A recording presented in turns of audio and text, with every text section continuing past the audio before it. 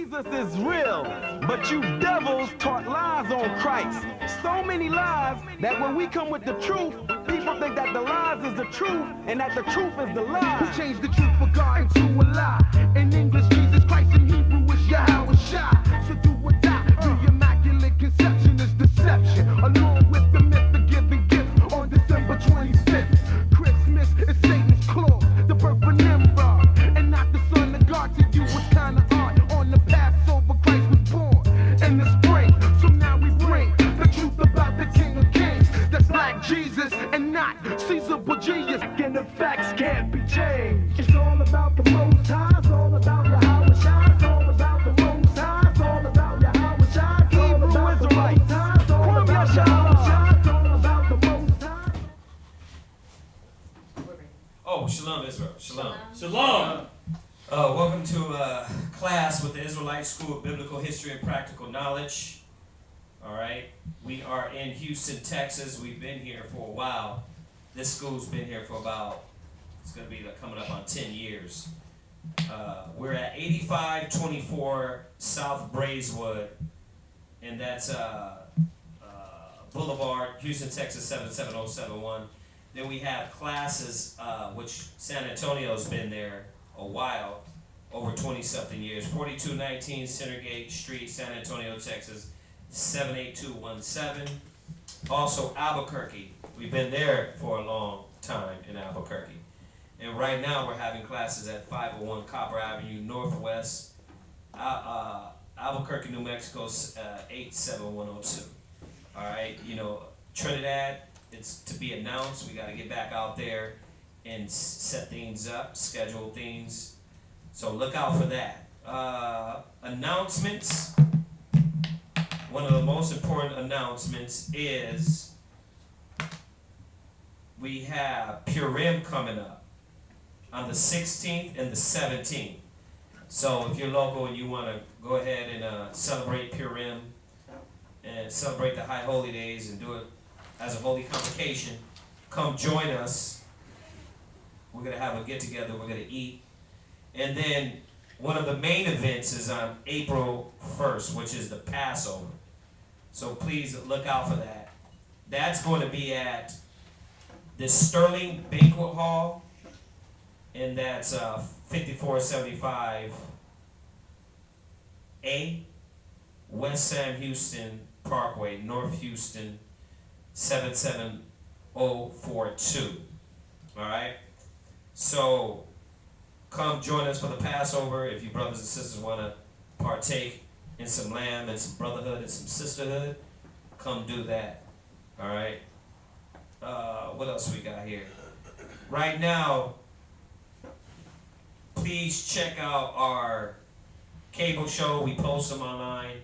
We post our 5 Minutes of Wisdom online on our channel. Wait a minute. Our 5 Minutes of Wisdom is on our own, another channel. But you can look it up at 5 Minutes of Wisdom. And she'll throw it in the link if y'all want to check that out on there. We also got some new ones coming with that also. All right, any suggestions on the 5 Minute Wisdom? I take all suggestions. My number is 281-707-2737. So if y'all want me to hit a topic, those are mainly for new people. So, you know, I know you brothers and sisters that are that been here. That's nothing. You sit in a 3-hour class, 5 minutes ain't nothing to you. But it is for new people that want to get these classes. You can go ahead and hit them with those 5 minutes of wisdom to spark their mind. All right, so check that out. Kids class is postponed for right now until after the Passover. So look out for that after the Passover, because the sisters are going to be doing a lot of sewing. So that's why we postponed that. All right, and if you want to give any donations for the Passover or for the school or to help out with any alms, any offerings, you can wallet us at isbhpk@gmail.com. That information to be up there, and then the information, the account, you can put money in the account also that way. All right? Otherwise, I want to say thank you to all the brothers and sisters that do support, that have given, that do help out, whatever it is you've given. we really appreciate it, and we appreciate you. Okay? So we're going to open up with questions, like we do every class. We're going to open up with questions, and then we're going to go into tonight's topic if nobody has any questions.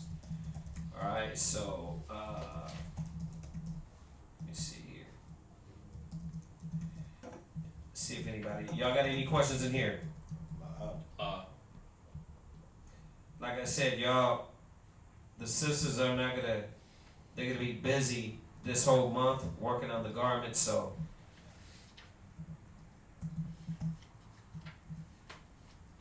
And if you sisters want to get down with that, help out, be part of that, you can be part of it also. Come to class. Let me see here. All right, so we'll wait to send the link out. Send the link out. If nobody gets any questions, you know how we do. We try to get those questions out to see if anybody has any. If not, we can always go into class, but we try to give that opportunity for questions. All right. Let's see here. Let me get it out.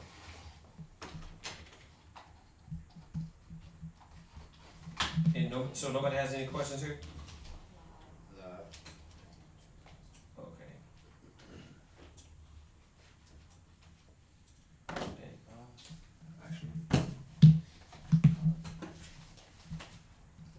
You gotta hurry up, because if not, we're gonna go into this. God, I do. What you got?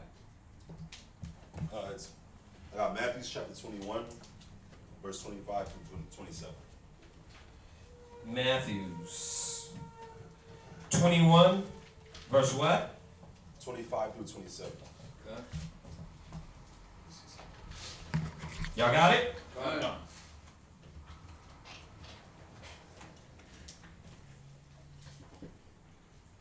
Matthews 21, verse 35. 25. Matthew chapter 21, verse 25 through 27. Go ahead.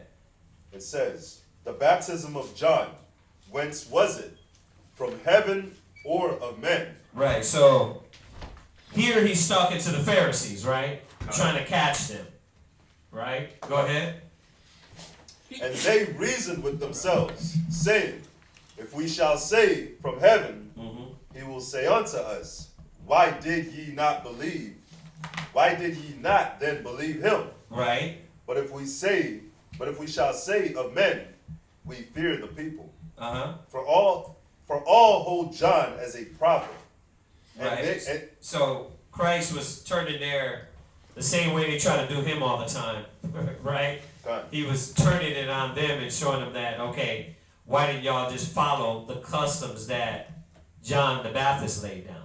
Go ahead. And they answered Yahushua and said, "We cannot tell." And he said unto them, "Neither tell I you by what authority I do these things." Okay, so what's your question? Oh, when it said it was from heaven or of men, I was just a little confused because I know that the baptism was like carnal.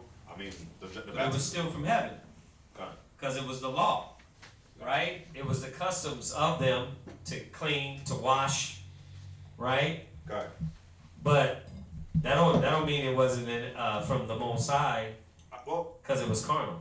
well, I knew What? it was, of course. Right. But it was Because like, all the law was carnal, remember? Yeah. We just went over Sabbath class, the sacrifice of the animals, that's carnal. Blood, sprinkling blood everywhere, that's carnal. okay. Right? But it had some spiritual behind it. Yeah. The reasoning behind it was spiritual. Right? Yeah, I was trying to, Remember, the law is spiritual, but I'm carnal. but I am carnal. Yeah. So the actions of it was carnal, right? Cutting the ram's neck and open it up, right? Yeah. The sacrifice was carnal, right? But we didn't understand what that was supposed to be spiritual. You see that? Got it. So it wasn't that the law was wrong, it's that we didn't understand the law. So, like in the law, the ram, the sin offering, why don't we do sin offering? Why don't we do ram and sacrifice? Because it was a shadow of what was to come. It was a shadow of what was to come. That don't mean that baptism was wrong. That was a shadow of what was to come. And then that when that came, we follow who?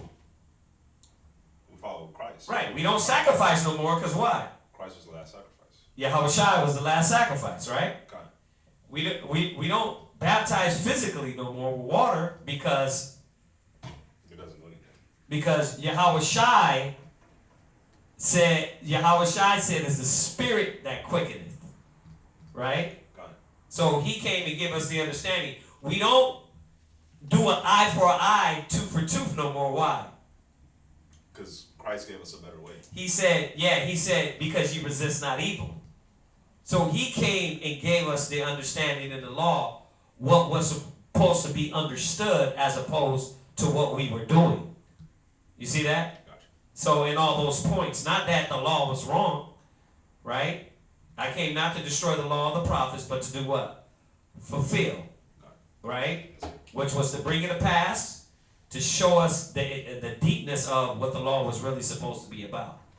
So yeah, but John's baptism was of heaven. All right? Gotcha. Got more. Yeah. Verse 33, same chapter, verse 33 through 39. Go ahead. And it says, "Hear another parable. There was a certain householder which planted a vineyard, and hedged it round about, and digged a winepress in it, and built a tower, and let it out to husbandmen." So what verse are you on? This is verse 33. Okay. From the top. "Hear another parable. There was a certain householder which planted a vineyard, and hedged it round about, and digged a winepress in it, and built a tower, and let it out to husbandmen, and went into a far country. And when the time of the fruit drew near, he sent his servants to the husbandmen, that they might receive the fruits of it. And the husbandman took his servants, and beat one, and killed another, and stoned another. Again he sent other servants more than the first, and they did unto them likewise. But last of all he sent unto them his son, saying, They will reverence my son. But when the husbandman saw the son..." So, the householder is the Most High, Okay. right? He planted a vineyard, right? Yes, sir. Which is the work. Got And it. hence, you got all that, right? All right, what? Well, the reason I'm asking these, I just want to be 100% positive. Because I don't want to just go off of, Okay. like what I'm thinking. Of course. So, like, I wanted to... That's why you asked the question, right? Okay. Right. So I just wanted to see how, like, If you're broken down. correctly breaking this down in your head. Yes. Okay. Right. So we know that the vineyard is the work, Okay. right? It says he built a tower which husbandman and went to the far country. Verse 34, read it. Verse 34. Uh-huh. "And when the time of the fruit drew near, Uh-huh. he sent his servants So to..." who are the servants? Us. The Prophets. prophets. The prophets before. Okay. Right? Isaiah, Ezekiel, Daniel, right? And yeah, us too, right? Because we are them. We are the prophets. Go ahead. "That they might receive the fruits of it. Uh-huh. And the husbandman took his servants." Right. So go get the fruits. Go get these men, the chosen, the righteous, right? So they were sent out to go teach, right? And bring these men in. Right? Okay. Go ahead. "And beat one. And the husbandman took his servants. Uh-huh. And beat one. Uh-huh. And killed another. Right. And stoned another. Right. Again he sent other servants more than the first. Right. And they did unto them likewise." Right. So what did they do when the prophets went out? What did they do to the prophets? They stoned them, they killed them. They stoned them, didn't they listen. killed them, they didn't listen. Okay. Go ahead. Verse 37. Uh-huh. "But last of all he sent unto them his son." Right. Say So it. he figured, I'm going to go ahead and send my son now. Surely they're going to treat him correct. Surely they're going to honor him, right? Okay. Go ahead. they will reverence my son. But when the husbandmen saw the son, they said among themselves, this is the heir. Come, let us kill him, and let us seize on his inheritance. Right. So, you get that, what's going on here. This is just a parable of what was done to the servants of the Most High, what was done to Yahweh Shai. So when it says, let us seize on his inheritance, what was that? What was that? Remember when the Pharisees said that he's going to take our power and our place out of this nation? Okay. Right? A lot of Israel were sellouts. They didn't. Oh. Okay. They were doing it for power. Right? Okay. We know that their power was fictitious. It wasn't no power because it wasn't given to the Most High, but in their head, it was power. Just like now, in this time, a lot of people don't want to let go of what they're doing, right? Because they think they got some type of power. What? So it's like because they were at this time, like they were being ruled by the Romans. So it was like they wanted to get rid of them because the Romans would have been a problem with the Romans. So like the Romans gave them, I guess, some form of authority. Right. And that was right. Remember when they were remember when they were accusing Christ? What did they do? Pilate came to him and he said, I found no wrong in him. Okay. Right? So they obviously had some type of power. He was like, listen, you go judge him according to your law. They were like, we can't put him to death. Right? Okay. So they had this power still among themselves that they were supposedly given, right, to perform their own laws or whatever. But at the same time, they were ruled over by the Romans. So they knew that if Yahweh Shai, come on in. Come on in. How you doing? Good. Come on, take a seat. Get him a Bible, apocrypha.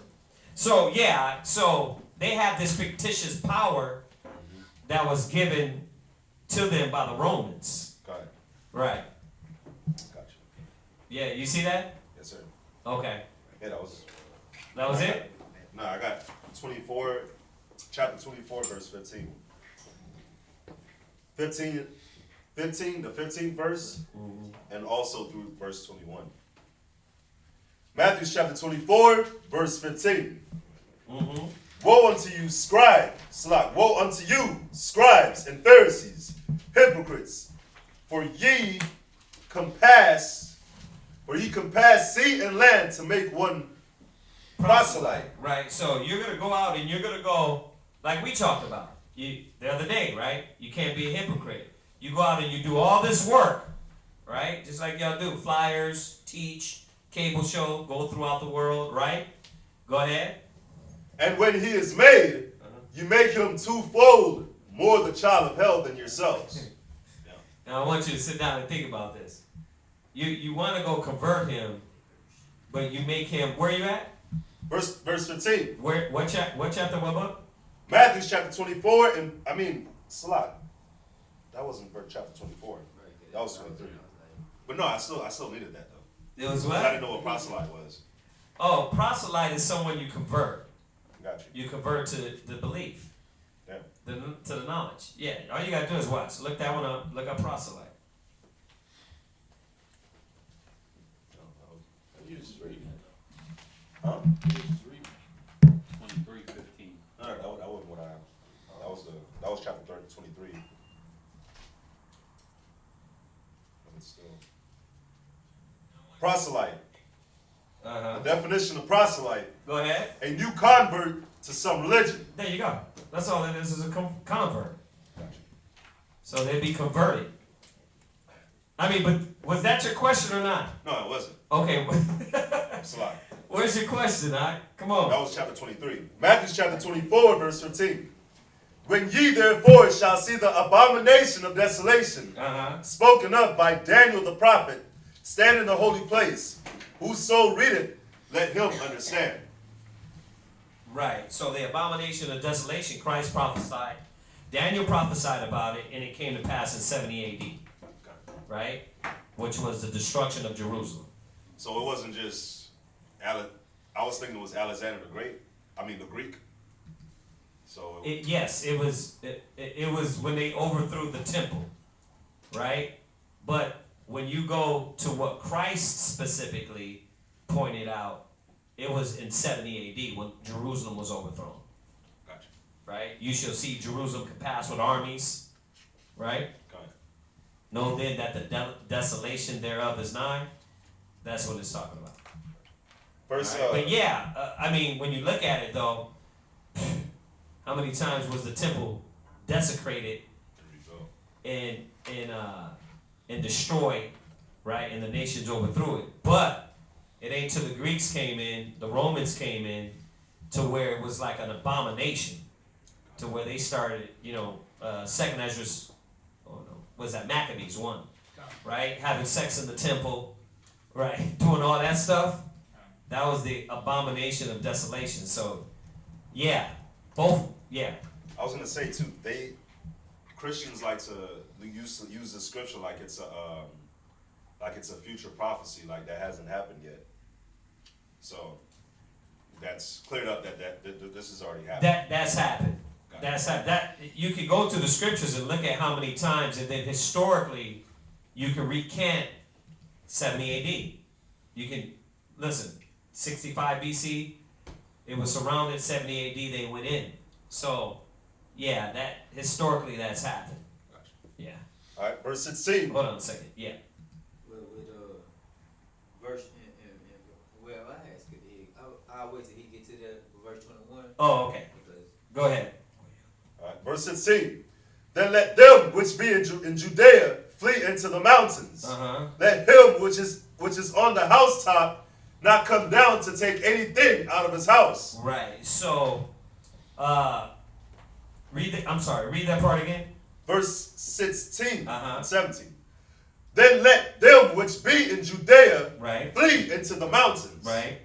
Let him which is on the housetop not come down to take anything out of his house. Right. And historically, that was the Masada. We fled into the mountains. A lot of us fled up and committed suicide. So, and then a lot of us, of course, were, like it says in Deuteronomy, we fled into all kingdoms of the earth.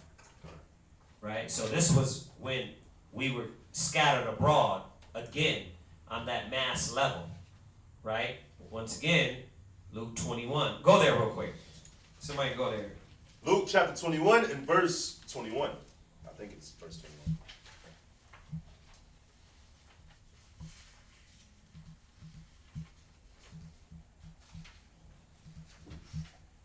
Luke chapter 21 and verse 21. Yeah. Go. Y'all got it? Come.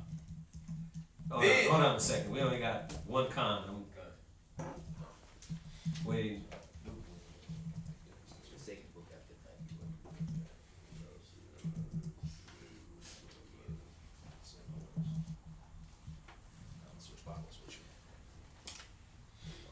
Go ahead. Y'all got it? Come. Go ahead. Luke chapter 21 and verse 21. Uh-huh. Then let them which are in Judea flee to the mountains. You gotta read up a little bit. Raise your voice up. Then let them which are in Judea flee to the mountains. Uh-huh. And let them which are in the midst of it depart out. Right? And let not them that are in the countries enter therein too. Right. Right. So that's what happened in 70 AD. 70 AD, the Roman army captured Jerusalem, surrounded Jerusalem. They didn't let nobody go in for 5 years or nobody leave out. So Israel started eating themselves, eating each other, eating their children, like it says in Deuteronomy. And then they went in and overthrew them, slaughtered them, and overtook Jerusalem. Okay? Yes, sir. All right. So jump back. Yes. My question was in Matthew 24, verse 20 and 21. Go ahead. But I'll read verse 19, so I was right there. Verse 19. And woe unto them that are with child, and to them that give suck in those days. Right. But pray ye that your flight be not in the winter. Right. So obviously, woe to them that give suck in those days. Why? because you're having to bear your kids around, right? Okay. And then also, when you go back to Deuteronomy, the curse was that you was going to eat your kids in the siege. That was the curse. That's what happened. So it was a lot of them, not only that, not only eating your kids, but killing them themselves in the Masada. They took their own lives because they didn't want the Greeks, the Romans to defile them, right? Excuse me, the Greeks. Yeah, I always put them together because they're the same people. So, but yeah, they didn't want them to defile them, so they end up killing themselves. Nice. So when it says, but pray ye that your flight be not in the winter, Right. neither on the Sabbath day. Right, because he was giving them a kind of a foresight to be able to say, okay, if this is prophecy is gonna happen, but pray it don't happen in the winter time. Pray it doesn't happen that you gotta run and go through all this in the winter. It's all cold and snow. It's all cold and snowy, right? And What's up, sis? Could that pertain to the having children now? Could that pertain to this time too? I mean, I think Jeremiah asked that the other day too. Oh, really? Or somebody asked that the other day. Yeah. You know, the thing is that we're not in that destruction time yet. Okay. You know, obviously, kids in these days, I don't know why you want to have them anyway, but you can't say that's pertaining to this literal time because in all of our captivities, we had kids and, you know what I mean? Yeah. We had kids and we bare kids and we had wives, you know, so you don't want nobody to think that say, okay, right now we can't have kids, because that's not what the scripture's saying. This is saying that when that destruction came upon us, Yeah. and when the destruction comes upon us, right? You don't want your kids to have, you know, a newborn. You have to run around from martial law or from pestilence or famine or robbery. You don't want to have to throw a kid on your back and have to go through that. So he's reminding us how hard it's going to be with children in those days. So, yeah.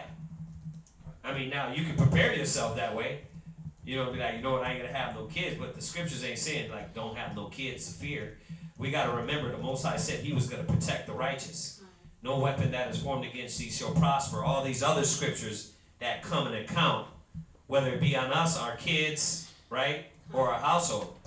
Then Ezekiel 9:4 he came and said, slay utterly old and young maids and little children, but don't come anybody that is my has my mark.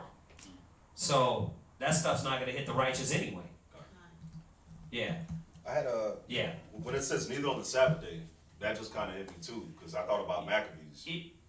There you go. Yeah. There you go. Right, because the Sabbath day now, you know, there was at one point in time they got technical and wouldn't fight. Okay. Right. And they just would. Yeah. If you're looking at these prophecies, though, right, you see how it's like Deuteronomy, and I keep telling everybody this. Deuteronomy, the 28th chapter, like, how many times did that hit us? Now, the specific of ships, cargo slave ships, and brought over to another land, and no man shall buy you, that hit us here in America, right?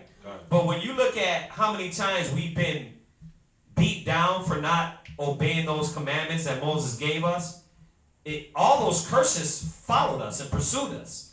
So it wasn't just like, oh, okay, yeah, that was only meant for the 1600s. No, that happened all the way from our disobedience, all the way till now. And they still pursue us now. You know, not the slave ships one, but you see how all those curses in there still hit us, regardless. You know, if you want to pick and choose and look at it. Yeah, that's important because a lot of people think, yeah, oh, no, that's only meant for slavery. Nah, we was in captivity since the Assyrian Empire, right? Egypt, we went in captivity.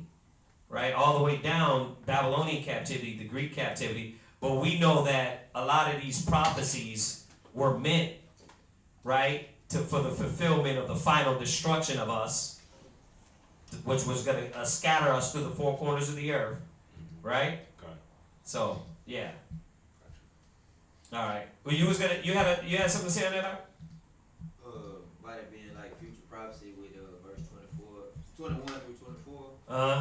You know what I'm saying? When he was talking about it wasn't gonna be a time like that since ever the world was, even to this time. So he's speaking like to this day, like whenever the scripture say till this day or till this time. Mhm. So it's like it haven't happened. Which one? This particular one, like What? the What verse? What verse you at? 21. Go read 21 again. Matthew chapter 24, verse 21. Uh-huh. And you're in Matthews. Go ahead. For then shall be great tribulation, Uh-huh. such as was not since the beginning of the world. Right. You know why? Because when you look at Matthews 24, and you even go back, I think it might be in Luke also, you got to see that these prophecies transcended not only the captivity was going to go in, but it also was speaking of the end. So that's a very good point. Very good point. That, like, that point right there, it ain't, remember, Egypt ain't going to match what is going to happen to Babylon. Assyrian Empire ain't going to match what is going to happen to modern day Babylon, America falling. So that's going to happen here, and it ain't going to be like any other place. So very good point. Brianna. Such as was not since the beginning of the world to this time. Right. So you see how though that makes the point I was making earlier. You see how he's dropping these prophecies, like you even go back to the 4th verse. A lot of these prophecies transcended just the 65 BC, 70 AD. Right? Yeah. It was going to follow us and pursue us according to what he said in Deuteronomy. It shall chase you to the ends of the earth. So, yeah, and then which is going to come and finish it up when? In the end. In the end time. Yes, sir. And that's where a lot of people get it wrong. Oh, that was for back then. Yeah, but Deuteronomy was a net spread across time that was going to happen to you. It wasn't just going to happen one time. It happened, it happened, it happened, it happened. You see that? God. You know, yeah, some specifics change, but everything in Deuteronomy 28th chapter has came to pass on the Israelite man, the so-called black man, Native American. God. You see that? Go ahead. No, nor ever shall be. Right? And except those days should be shortened. Right, yeah. Now this is coming down into our time. Go ahead. Should be shortened. Uh-huh. There should no flesh be saved. Right. But for the elect's sake, Right. those days shall be shortened. Right. Right. So yeah, these captivities. The new world, the new kingdom, it was these kingdoms falling, right, is by the hand of the Most High. Okay. And that was going to bring out the new kingdom that was going to come into power. And that's what happened. The Assyrians fell, the Babylonians came in, right? Okay. This is what people don't see historically. All these kingdoms fell, then another kingdom came into power. Well, we're coming in that time now to where America's going to fall. And we know there ain't no other kingdom in power going to be in power but Christ's kingdom. That's the last kingdom spoke about in Daniel's the 7th chapter. Yeah. And at the end of that verse when he was saying, but for the elect's sake, those days shall be shortened. Was he saying like he gonna allow us just like the other prophets, you know what I'm saying, to be taken out early? Or like what is it referring to when he's saying the day's gonna be shortened? Remember what it said in Isaiah, unless the Most High save a certain elect, we be as Sodom and Gomorrah? Meaning that the Most High is going to shorten those days, or else we're going to be consumed with all these things, not just death. So basically like saying like we'll be overcome by the wickedness and all this stuff. There you go. So much. Remember, he came back and said he said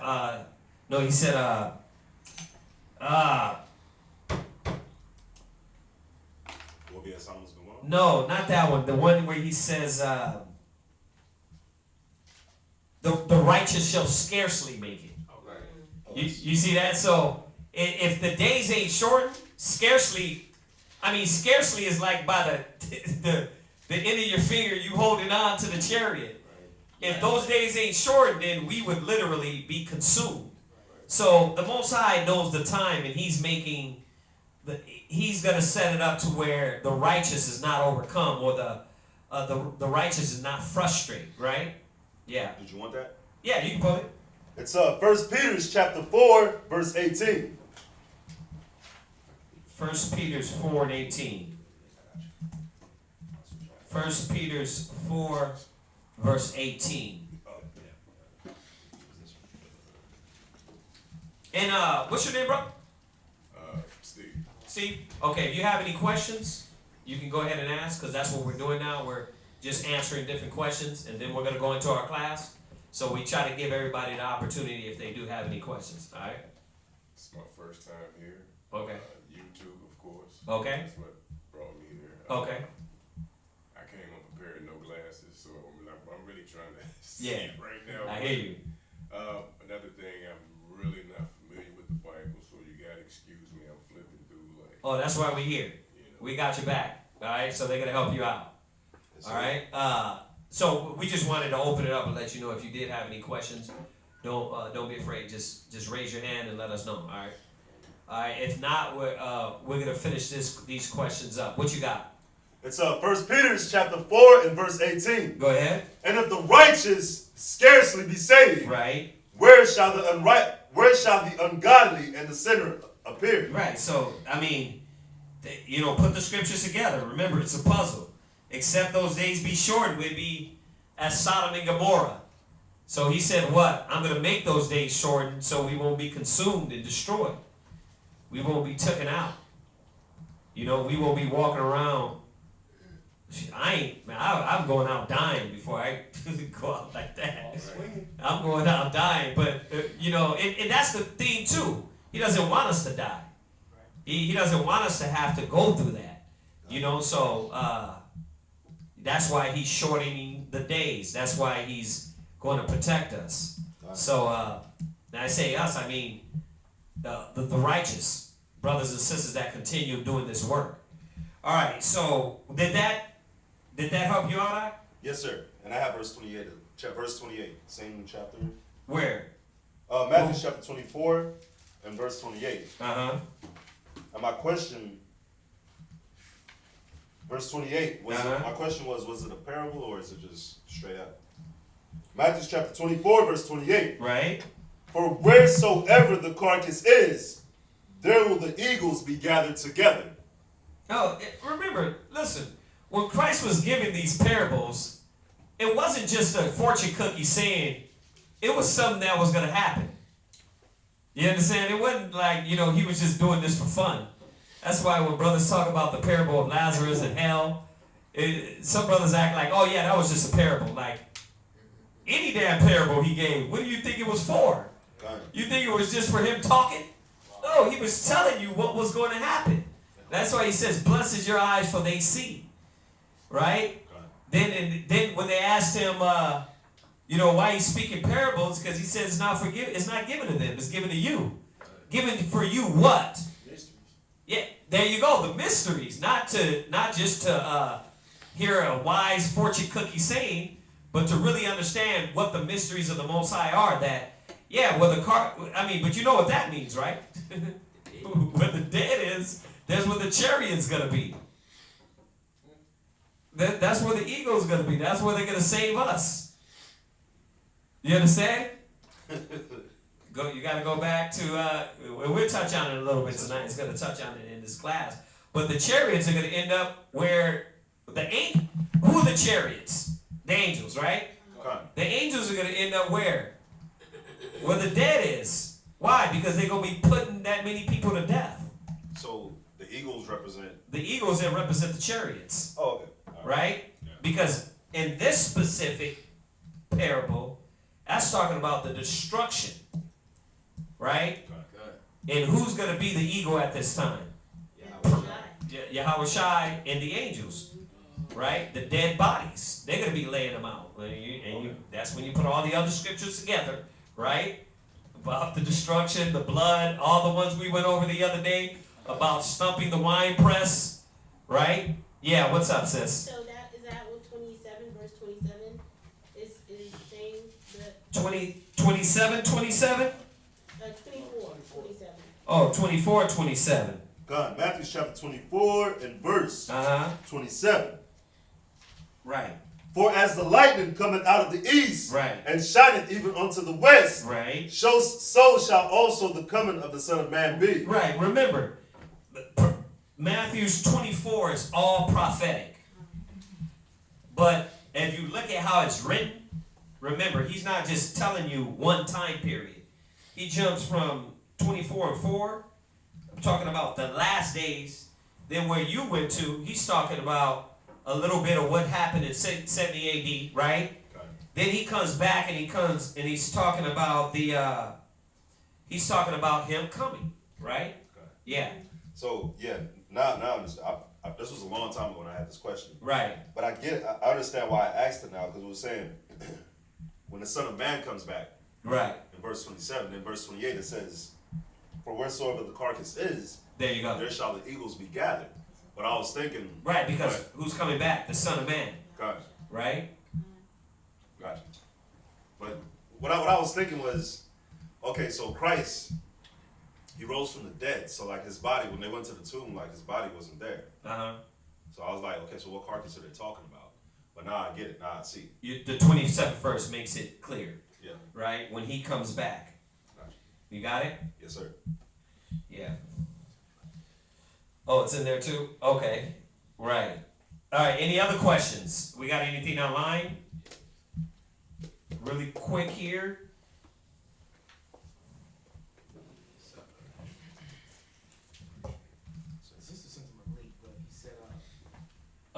This is Shalom Yasharam. It says, of other nations, do I have to leave my wife and child, even if I didn't know anything about that, if she isn't an Israelite?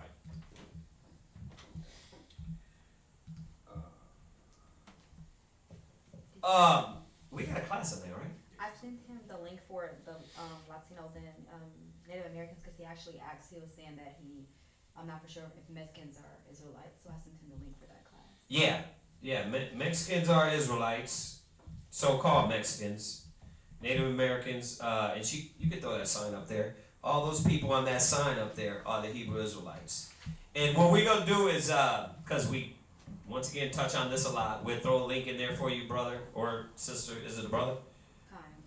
We'll throw the link in there so you can get full class on that. And instead of me just touching on it a little bit and then moving on, go ahead and get the full class. We've touched on these a few times. All right, so she'll send some links to you, and then after this class, you can get fed some more. All right. What other question? This is a brother. He said, I have a question. I keep hearing about the third eye thing. Why is it bad to open your so-called third eye? Well, the third eye thing is, first of all, when you refer to the third eye, it's just your spiritual eye, right? If your eye be single, that's where they get that from. If your eye be single, then your whole body's single, right? If your eye be filled with darkness, then you're filled with darkness. That's all that's talking about, at least scripturally. Now, what they try to do is what they're saying is this, opening up your third eye.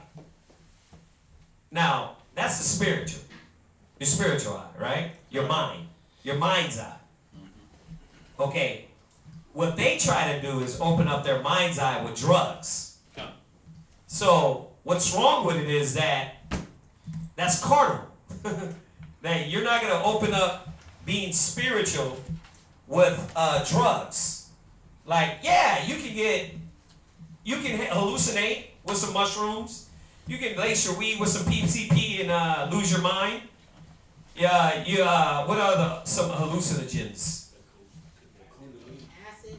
Yeah, acid, right? And they go into, and when you get into that, opening up your third eye, it gets into homosexuality, and when the Hindus and which goes back to worshiping other gods. So this topic is really it's not one angle when talking about this topic. They follow heathenistic customs to get spiritual.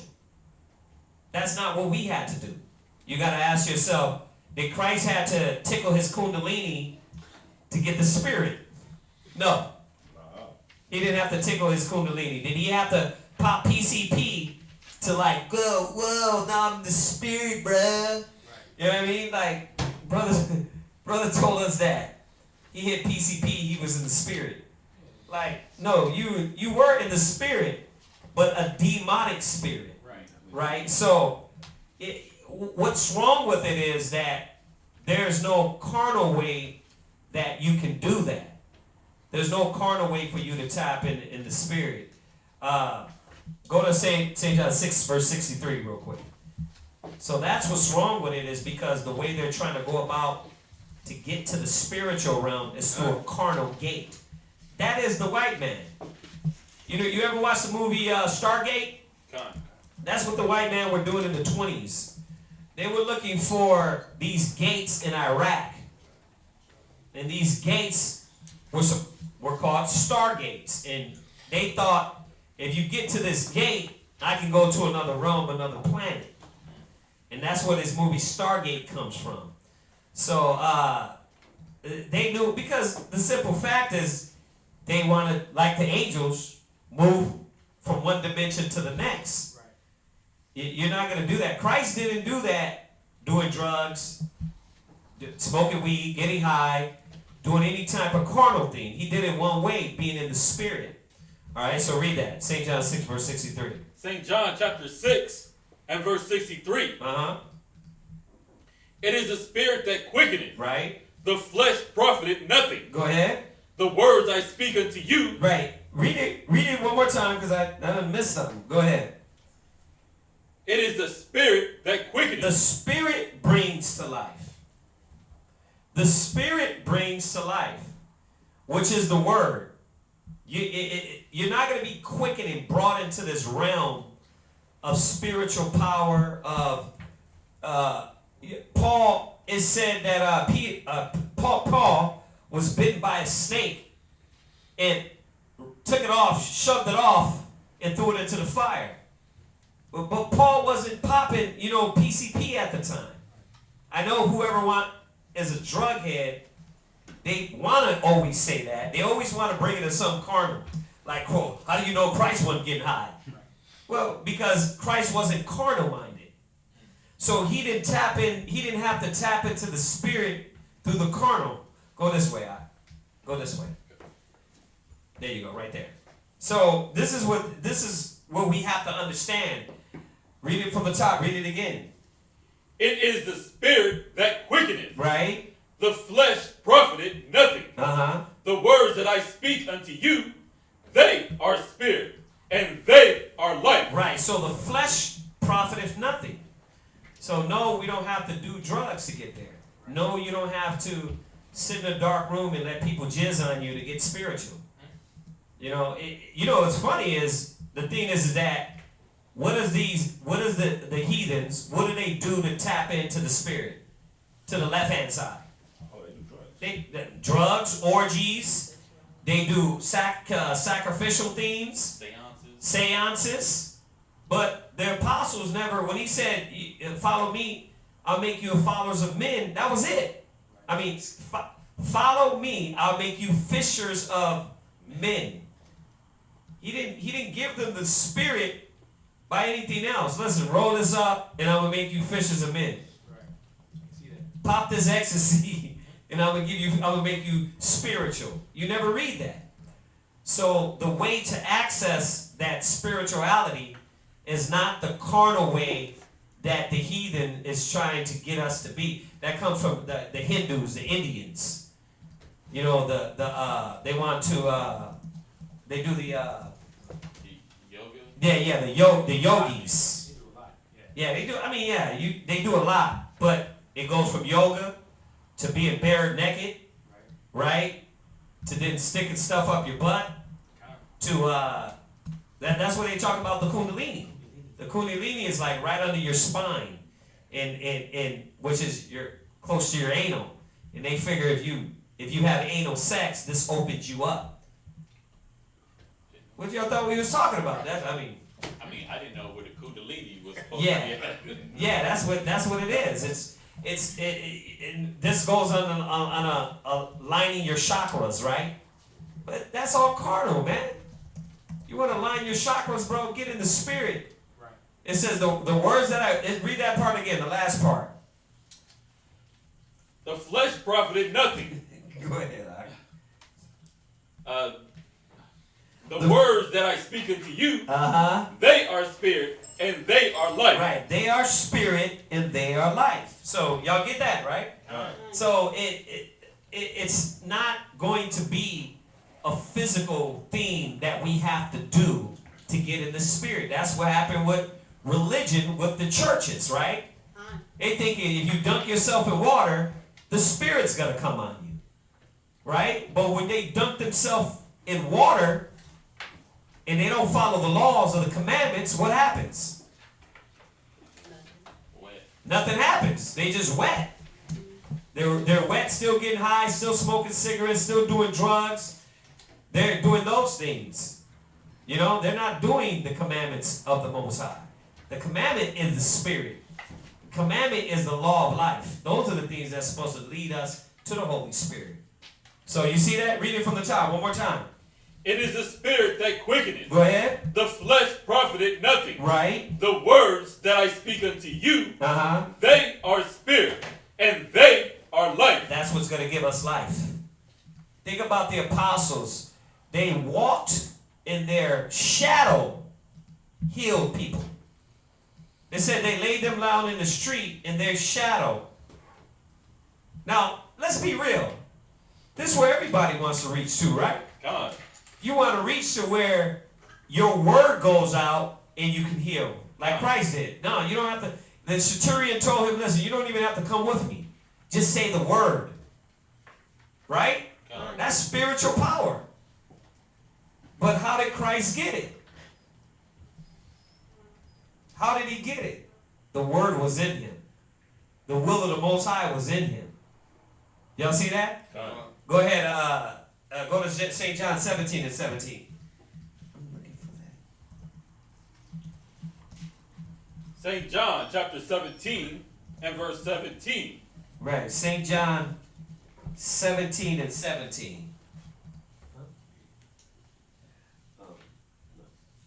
Go ahead. Sanctify them through thy truth. Thy word is truth. It says what? Sanctify them through thy truth. Thy word is truth. There you go. So the word to be sanctified and enlightened and brought to life is through the word. Y'all see that? It's not going to be through any physical way. The apostles didn't get that way. Yahweh Shai, Christ didn't get that way. Right? So there's nothing wrong with opening up your third eye the spiritual way. Right? Right. Go to Baruch 4:1. Baruch chapter 4 verse 1. Yeah, read Baruch 4 verse 1. God, this is Baruch 4 verse 1. Y'all got it? No, listen, instead of going over there, go sit next to him. You keep bending over the thing and just sit over there. You're supposed to know that. So you can help him out. Baruch 4:1. And you know about the Apocrypha, right, brother? Okay, well, the Apocrypha, so you won't think it's the book of Enoch or Jubilees or Jasher. The Apocrypha is a literal part of the Bible that was taken out. Okay? So when you go into the Zondervan, it tells you, not only the Zondervan, but any information about the books that were compiled, it tells you that the Old, the New, and the Apocrypha was there. So just to let you know, we're not reading out of any foreign books. This is part of the Bible, And I actually got a Bible right here with the Apocrypha in it. Now, they got it separate, but there is a Bible you can get with the Apocrypha in it. It's a King James Bible with the Apocrypha. Okay? So, just letting you know that. All right? So, read that. Baruch 4:1. God, this is the book of the commandments of God, Uh-huh. and the law that endures forever. All they that keep it shall come to life. Right. So, this is the book of the commandments of the Most High. Everybody that keeps this, it's the simplicity of the law. If you start with that, you can be enlightened. The simple law of not eating pork already moves your status from beastly level, I eat everything on earth, to now you're being enlightened. And that's what a lot of people don't understand. You don't got to go do those things. You don't got to pop mushrooms and sweat and hallucinate. You don't got to do that. That's filthy. It's carnal. Go ahead. Come, but such as leave it shall die. Right, and that's what happened. Such as people, the Israelites, the chosen, have left the law and they're dead. Go look at their life. Go look at their mind. Go look at their thought process. Go look at how they feel. You feel dead. Why? Because you ain't in the spirit. Because when you're in the spirit, you feel alive. Go ahead. God, verse 2. Uh-huh. Turn thee, O Jacob, and take hold of it. Yeah, take hold of what? The blunt? Take hold of the blunt? The 40? Take hold of the crack? Coke? Yeah. Oxy? Xannies? Right. Nah. It said take hold of the law. Take hold of the commandments. Go ahead. Walk in the presence of the light thereof. Walk in the light, because this is what opens up your mind's eye. The laws of the Most High, the commandments of the Most High. Go ahead. That thou mayest be illuminated. So how are we going to get to this illuminated level? How are we going to get to this God mentality? Through the law. Nothing else.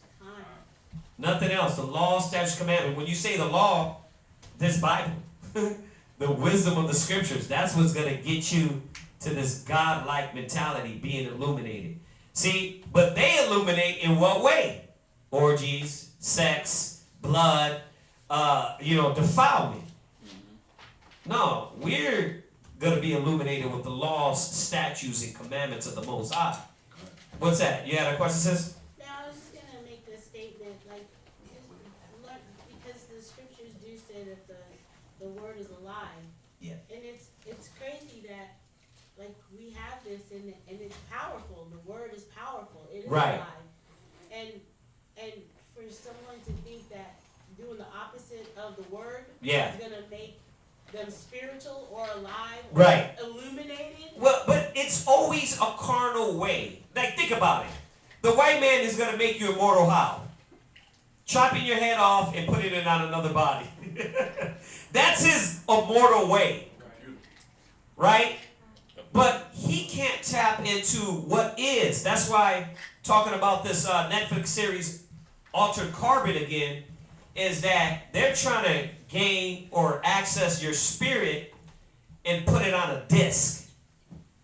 But they don't understand how the spirit works. They don't understand how consciousness works. And guess what? You can't bottle it up, because why?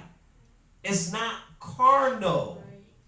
You can't bottle up the spirit. They're never going to do like they want to do in that series. Why? Because you can't bottle it up. If I was to even download your thoughts, if you could get to download somebody's thoughts, that's still the past of what they thought.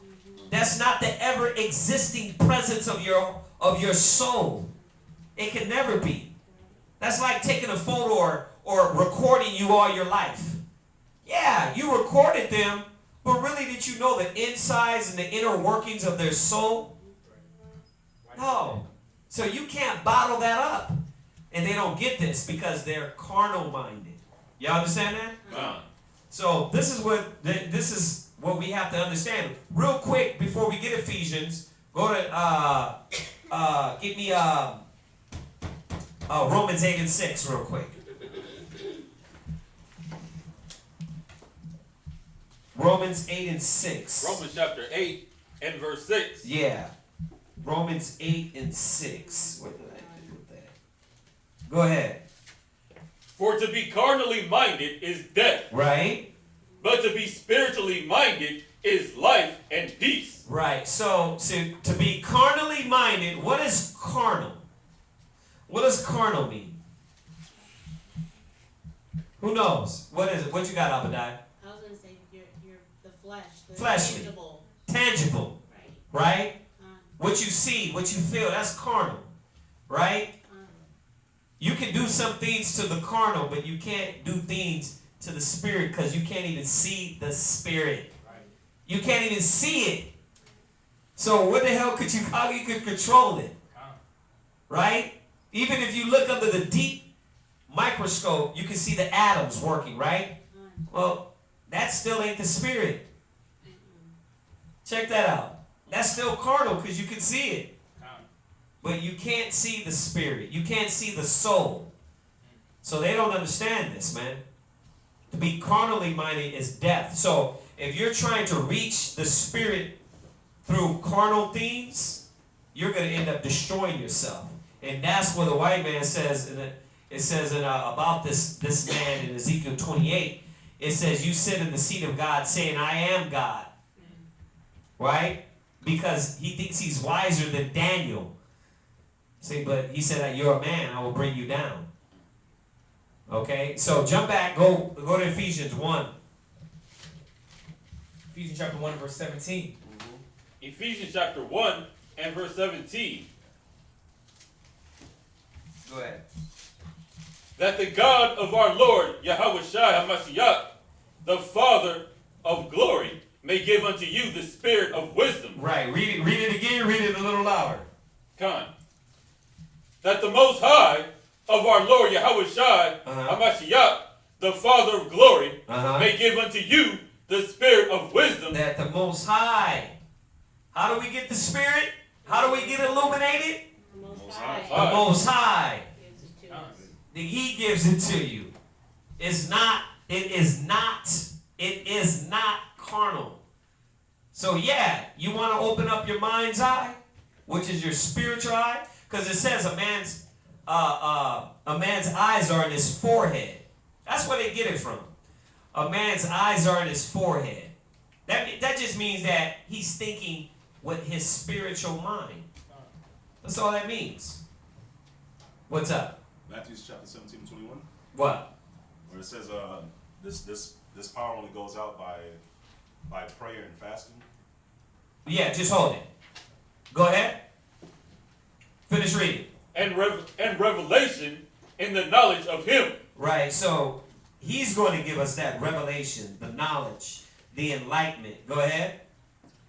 The eyes of your understanding being enlightened. The what? The eyes of your understanding being enlightened. Right. That ye may know what is the hope of his calling. Right. That's what we're waiting on. That's how we get it. Being enlightened through the eyes of through our eyes, the wisdom, knowledge, and understanding is going to open up our third eye. Our mind's eye. Not some carnal way. Right. Yeah. I want to say, even the world, they like to do things on the super fast street. They want to light something up real quick, smoke it, and be intellectual. But it doesn't work like that. No, you got to listen, open this book, read it, understand it, be around those, and get enlightened. But the world, no, that's why they, especially the acid. Oh, they love to take trips, man. People, we get a lot of customers in the mall. They be on acid, walking around and just looking all into the different colors and think that they're extremely spiritual, but you're extremely dumb right now. Like, you're not making sense.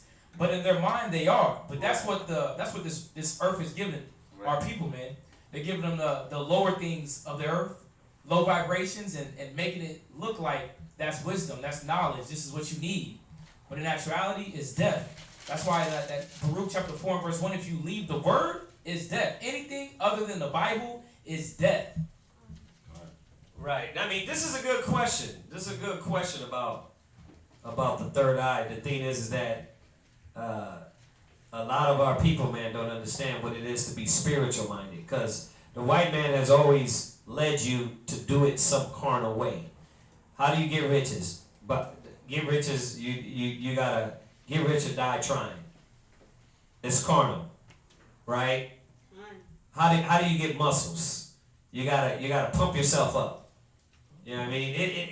Everything the white man led us to, it ain't natural. You know, yeah, testosterone, yeah, pills and steroids, right? If you wanna, man, you know what's crazy? Dude, my daughter's in middle school, and she just hit me today. This girl had to be, how old is my daughter? 14, 13. They had to be somewhere around that age. And this girl was talking about, oh yeah, we getting high.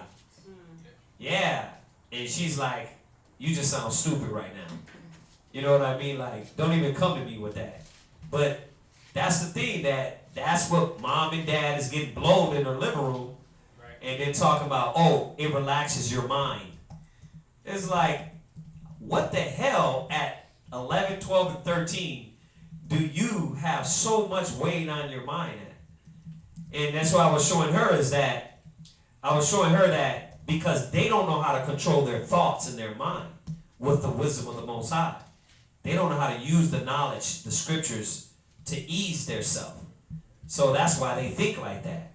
You know, but you know, she of course blazed them up, and she's like, yeah, I don't hang around with her no more. Because it's not even that she was smoking it, it's that she was acting like she was smoking it for all the ones that were doing it.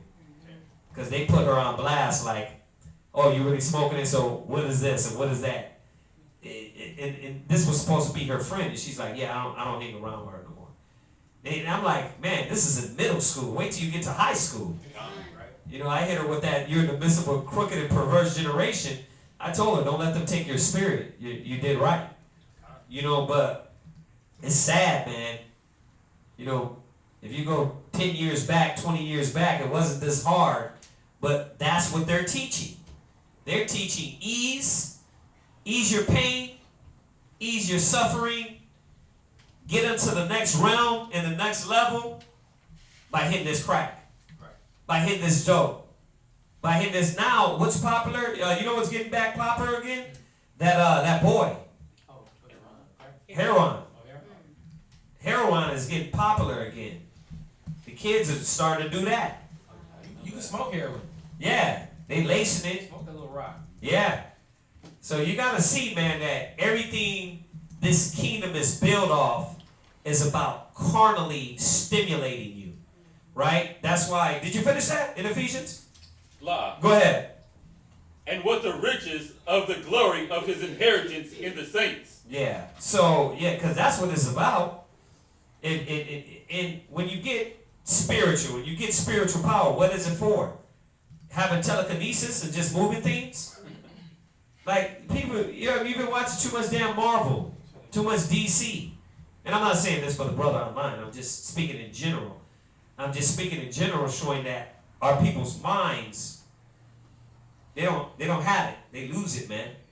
And then and they try to reach this carnal level like the so-called white man does. Like Frankenstein, like a wizard. Right? That's why I go to 1 John 2 verse 15. This is how they stimulate their mind, man.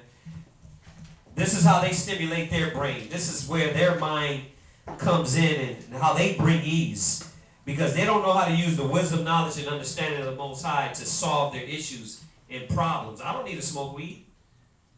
I got as much stretch as you, but then I don't. Why? Because I know how to have and deal with the comfort of the word. Right? I don't have to drink to ease my pain, to make it to the next hour of the day.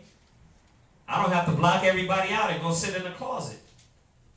You know what I mean? Like, I just need time for myself. Everybody can have time, right? Christ didn't. He said he had nowhere to lay his head. He could not be hid. So why is it that Yahushua can make it through in battle and conquer and you can't? Listen, there's men here in this life that can do it. Go through the pain, the suffering, the trials and tribulation, and conquer with the wisdom of the Most High and get through it. How come you can't? Because it's all in your will and your desire. Just like you want to smoke that weed, drink those, pop those pills, drink that liquor, it's your desire to desire wisdom and be spiritual and have your mind open up with this word. Wisdom, man, is enlightening. The knowledge is enlightening. Find that one for me too. Read that 1 John 2 verse 15. 1 John chapter 2 verse 15. Uh-huh. Love not the world. Right. Neither the things that are in the world. Right. If any man love the world, the love of the Father is not in him. Right. So we know that. But this is why I went there pertaining to this brother's question. Is that how does the world stimulate you? Watch. Read. Verse 16. Go ahead. For all that is in the world, right, the lust of the flesh. Yeah, the only way they can reach the spiritual plane with the world is what? Some wicked way. Some carnal way. It can never be through the spiritual way. Right? And we're gonna go there. We're gonna go to where he said, I just wanted to get these out first. It's never the spiritual way. You tell the brother, you know what I mean? You don't need that man to release my pain. You know how many brothers and people come in talking about, well, it's from the earth. You know what I mean? Everything's from the earth. Y'all didn't know that? It's like every herb and every medicine out there is from the earth, and they mix it with some other chemical. Right. But you don't just pop everything and put everything in your mouth. So that logic is stupid and simple.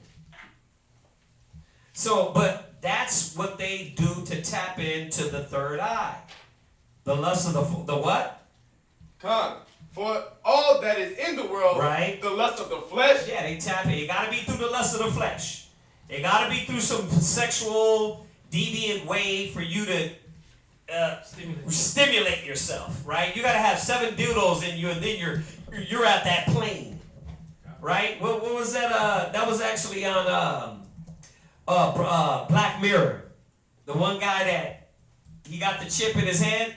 Oh yeah. And he was able to sense the pain and the sickness in this individual. The emotion. Right? But what did it turn into? It turned into something carnal. He was waiting in the ER Yeah, room. he was waiting in the ER room. He would feel them, and he's getting off on it like, oh y'all. God. On them dying. Yeah, on them dying, and then it got into him sexually. That's, you know why I love that? Because that shows you exactly how the white man sees things. And he knows where it's going to get to. Yeah, you want to create this tool, utensil, that is going to tell you how to tell if people are sick. Right? But what are you going to use it for? You're going to use it for wickedness. And that's, coming back to this brother's question, is that's what they do all the time. It comes back to something fleshly. Go ahead. And the lust of the eye. Yeah, it comes back to something, you want to change the way you look. You want to change the perception of you. That's through the eyes, right? That's why you get the Botox. That's why you get you get fake breasts. That's why you get the fake butt. Why? Because you're only, the world, this American mind state, your only motive is carnal. And I only can reach the spiritual plane through the carnality. It's never spiritual. Go ahead. And the pride of life. And the pride of life. That's the only way. That's why he said, love not the world, neither the things that are in the world. Because they want you to get this third eye activation through carnal things. Right. So we got to be conscious of that, man. What you going to say? No, they're just making a statement just regarding the same thing with Black Panther about the fruit. And how they can see their ancestors. Yeah, that's what you're just bringing up. Right, exactly, yeah. Exactly. Once again, it had to be what? It had to be through a herb, right? From Wakanda, that's going to give you the power of the Black Panther. You understand? I ain't seen the movie yet. Oh, sorry. Spoiler alert. But that's what it is, man. And they don't want to see that. It's about the laws and commandments. Go to Ecclesiastes 33, verse 2. 30. That would be the Black Panther. First of all, it sounds like a porno name. Right. Number one. Number one. Yeah, that don't even sound right. The Black Panther. What'd you try to say? Go ahead and read that. Ecclesiastes 33, verse 2. Ecclesiastes chapter 33, verse 2. Go ahead. A wise man hated not the law, But he that is an hypocrite therein is as a ship in a storm. Right. See? Go ahead, read on. A man of understanding trusteth in the law. We supposed to be trusting in the law. It says, but he that is a hypocrite, his mind, one minute he believing in the Most High, next minute he don't. Right? He's like a ship in a storm. Go ahead. And the law is faithful unto him as an oracle. Listen, the law is an oracle. The law will show you the way, brother. It will show you the way, brother. Right? Sorry. So my Trinidadian brothers out there, Jamaican brothers, for my bad accent. I gave you like a 2 on that. Yeah, he gave me a 2. Yeah, out of 10. He gave me a 2 out of 10. But y'all get it, right? The law is an oracle, right? That's why now jump there. Where you at? Give me Matthew chapter 6 and verse 22. Matthew 6 verse 22. Matthew chapter 6 verse 22. Matthew 6 verse 22. Go ahead. Matthew chapter 6 and verse 22. Uh-huh. The light of the body is the eye. Right. If therefore thine eye be single, thy whole body shall be full of light. So that's what they're talking about. If your eye be single, well, single in what? Well, we just read it in the law. See, when you're double-minded, you're like a ship in a storm. But when your mind's eye is focused on the laws, the commandments, the word, the wisdom, the knowledge and understanding of the Most High, you're stable. You ain't 1 minute here, next minute you double dutching, you believe I don't, no I don't, yes I do, no I don't. Well, somebody pop up with something new, oh, I'm over here now. Oh, nope, I'm with this now. I'm a Baptist, I'm a Muslim, I'm a Pentecost, I'm an Israelite, but no I'm not, I'm this type of Israelite. No, I'm not. Like, the law is one only, it has you focus. The scriptures. What else? Go ahead, read on. Verse 23. Uh-huh. But if thine eye be evil, thy whole body shall be full of light. Yeah. Slack. Full of darkness. Darkness. Yeah, so if your eye be single on the laws of the Most High, it's full of light. But if it be evil, it's caught up into all the things of the world. Now, what eye is that talking about? Go to Ecclesiastes 2 in verse 13. Ecclesiastes chapter 2, verse 13.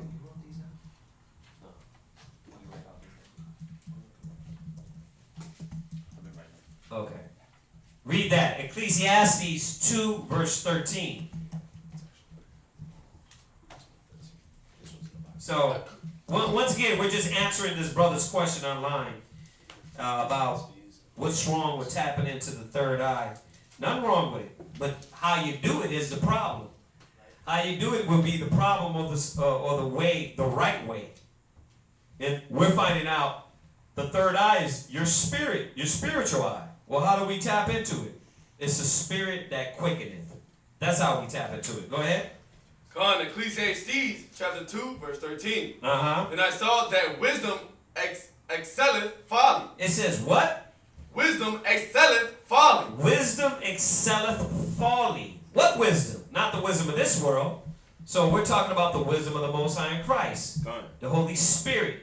The Spirit that quickeneth, right? Go ahead. As far as light excelleth darkness. As far as light excelleth darkness. Go ahead. The wise man's eye are in his head. Right. Read it again. The wise man's eyes are in his head. Right. A wise man's eyes are in his head. So what is it saying? That his spiritual eye is focused on wisdom and knowledge. He's thinking. That's why it says a wise man foreseeth the evil. Why? Because he says he looketh well to his goings. Because his eyes are in his head with the wisdom of the Most High to know, okay, I'm going to make decisions through the Spirit as opposed to my carnal mind, my carnal way. Y'all get that? Go ahead. But the fool walketh in darkness. But the what? The fool walketh in darkness. There you go. The fool walketh in darkness. So y'all see that, right? So, hopefully, man, that answered your question. On tapping into the third eye. All right. Yeah. When you was going over John 6:63, a sister had asked, does John 6:63 also refer to watching the words you speak because words have power and meaning? Yeah. Yes. Obviously, there's words that build up and there's words that break down. There's words that destroy and there's words that build. So the Spirit, the Word is the Spirit. So it says, if any man speak, let him speak of the oracles of the Most High. Let him speak of the wisdom and knowledge of the Most High. What you got? No, Proverbs 18:21. Okay. Go to Proverbs 18, verse 21 real quick. Just on what she said. But was that it for the other brother that had the question? Okay. Well, hopefully that helped you out, bro. Hopefully you wrote those scriptures down. If not, it'll be back up there. Class is over. It'll be up there. Go ahead, read that. Proverbs chapter 18, verse 21. Death and life are in the power of the tongue. Yeah. And they that love it shall eat the fruit thereof. Right. So yeah, absolutely. It's the Spirit that quickeneth. The words that he speaks, his Spirit is in life. So yeah, the Word is the Spirit. We're supposed to speak of the Word. Like when going over these questions, how do we answer them? Scriptures. We're supposed to go to the Scriptures to know how to answer these questions. All right. So what else we got? Cornas said, will the kingdom of heaven descend from the sky in Revelation, or will it be built up by the heathens? See, here's the thing, and this is the same question that Yeshaya had to correct me on. The rest of the world is going to be built up. But the actual Jerusalem that comes out, that is a city that cannot be built. If you look at the dimensions of that city, it's too high. What ladder, what utensils, what crane do you have to build this city that he said was going to be built in Revelation? So, yes, Jerusalem, the city, will not be built. But remember, there's going to be a destruction that happens throughout the world. We know America is going to be a continual memorial. It's going to be constant burning. According to Revelations, the 18th chapter, Babylon is going to constantly burn, right? And it's going to be destroyed. But all the other nations, they're not just going to get in order right away. They're going to still be, there's still going to be a lot of disgruntled nations that we're going to go through and have to destroy. I laugh because it just sounds silly to me for them to even be disgruntled after all that. They will be. So, yeah, they're gonna build the world like we want to build it. You know, go to Isaiah 14:21. Isaiah chapter 14, verse 21. Right. Isaiah chapter 14 and verse 21. Go ahead. Prepare slaughter for his children, for the iniquity of their fathers, that they do not rise, nor possess the land, right, nor fill the face of the world with cities. So, think about it. Everything that the so-called white man has done is against the laws of the Most High. You understand? So, even how they built and built cities and laid cement, our kingdom ain't gonna be like that. Why do you think your back hurts? I'm not saying think about it like this. I'm not saying our kingdom is gonna be anything less. I'm saying our kingdom is gonna be way more advanced. But for that to happen, this world has to be broken down. So yeah, there's, like I said, Jerusalem it says is going to come out. There's no way you can build this Jerusalem. But Isaiah 60 still stands. They're going to build up our kingdom. They're going to be bringing their forces to us, like it says in Isaiah 60, which we touch over a lot. All right, so yeah, hopefully that answers your question. What else? This is Coordinates again. Are out-of-body experiences wicked or something that just happened? And they also refer to, there's a scene in Black Panther where, they eat the commune to be with his father. But he said, are out-of-body experiences wicked or something that just happens? No, out-of-body experiences are not wicked. I mean, unless you're going about to achieve them a wicked way, right? If you're sitting in a circle with 5-point star and burning candles and praying to the devil, then it's wicked. Why? Because the way, once again, going back to the earlier question, how are you going to achieve these things? I mean, I don't know about y'all, but I've had an out-of-body experience, and it was from a dream. It was from a dream and a sleep. And this is when I was young. I just fell asleep. You know what I mean? So, people, once again, you got people that try to achieve these things in a wicked way. Now, if it happens to you, it happens to you. These things happen. For what reason? Only the Most High knows.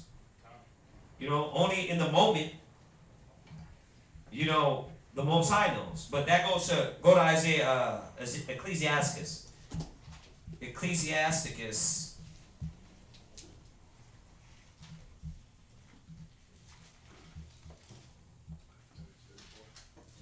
Yeah. Yes, sir. Ecclesiastes chapter 34, verse 1. Read from verse 1. God, the hopes of a man void of understanding are vain and false. Right. And dreams lift up fools. Right. So, I know you're talking about outer body experiences, but this is the beginning of that. When you start dreaming, when you start laying down, you get in your head, you get in your mind, and sometimes you can fall into a deep sleep, and you can fall into you can leave your body. It's happened to me. You know what I mean? Like I said, nothing happened. I just came out and looked at myself, and I was scared and went back in. But whether it was a dream, I don't know. It could have been a dream. You know what I mean? But once again, I'm not like, well, I got to make that happen again. Let me pop this mushroom. Let me pop this pill. Let me do this. No, it just happened. So, but you got to watch these dreams, because dreams lift up what?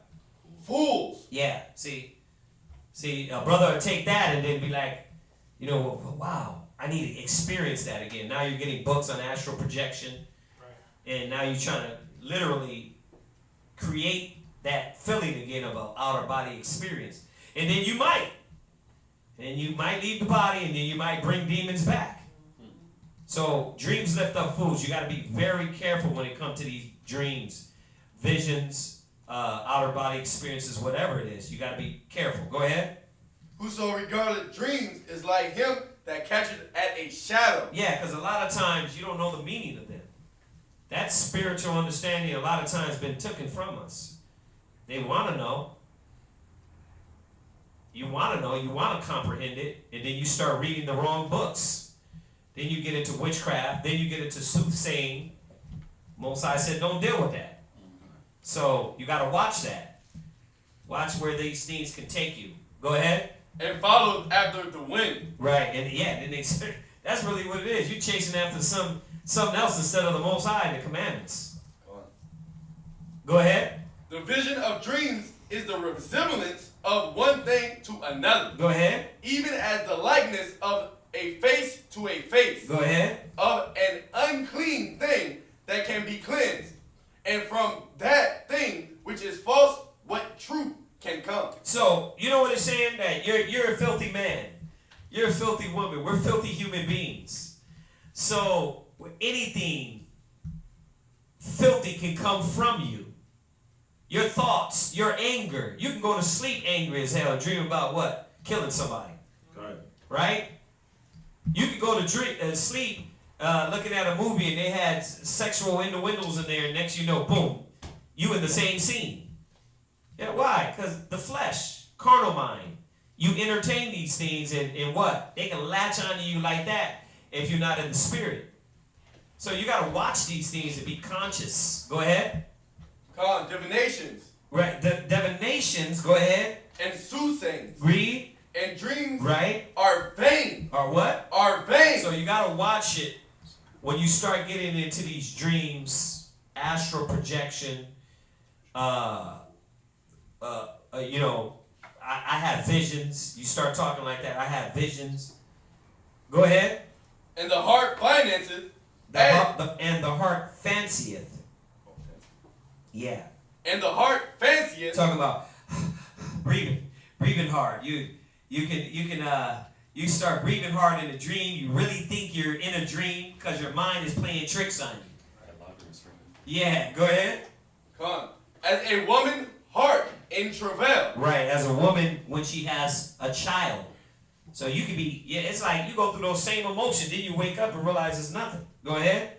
Verse 6. If they be not sent from the Most High. If they be what? Not sent from the Most High. And this is the point I wanted to get to. If they be what? Not sent from the Most High. Go ahead. In thy visitation. Go ahead. Set not thy heart upon them. There you go. So if the spirit ain't, doing like Isaiah, Ezekiel, grabbing you by the hand and whisking you off somewhere to show you something, even then, you're going to have to ask who you be of. Right? Otherwise, if they be not sent from the Most High, go ahead. For dreams have deceived many. Right. It keeps saying that. You see that?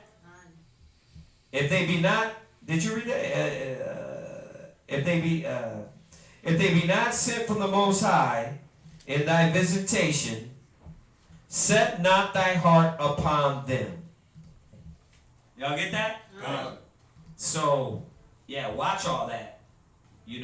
But you can't say visions are wicked, because the Most High gave many men visions in the Bible.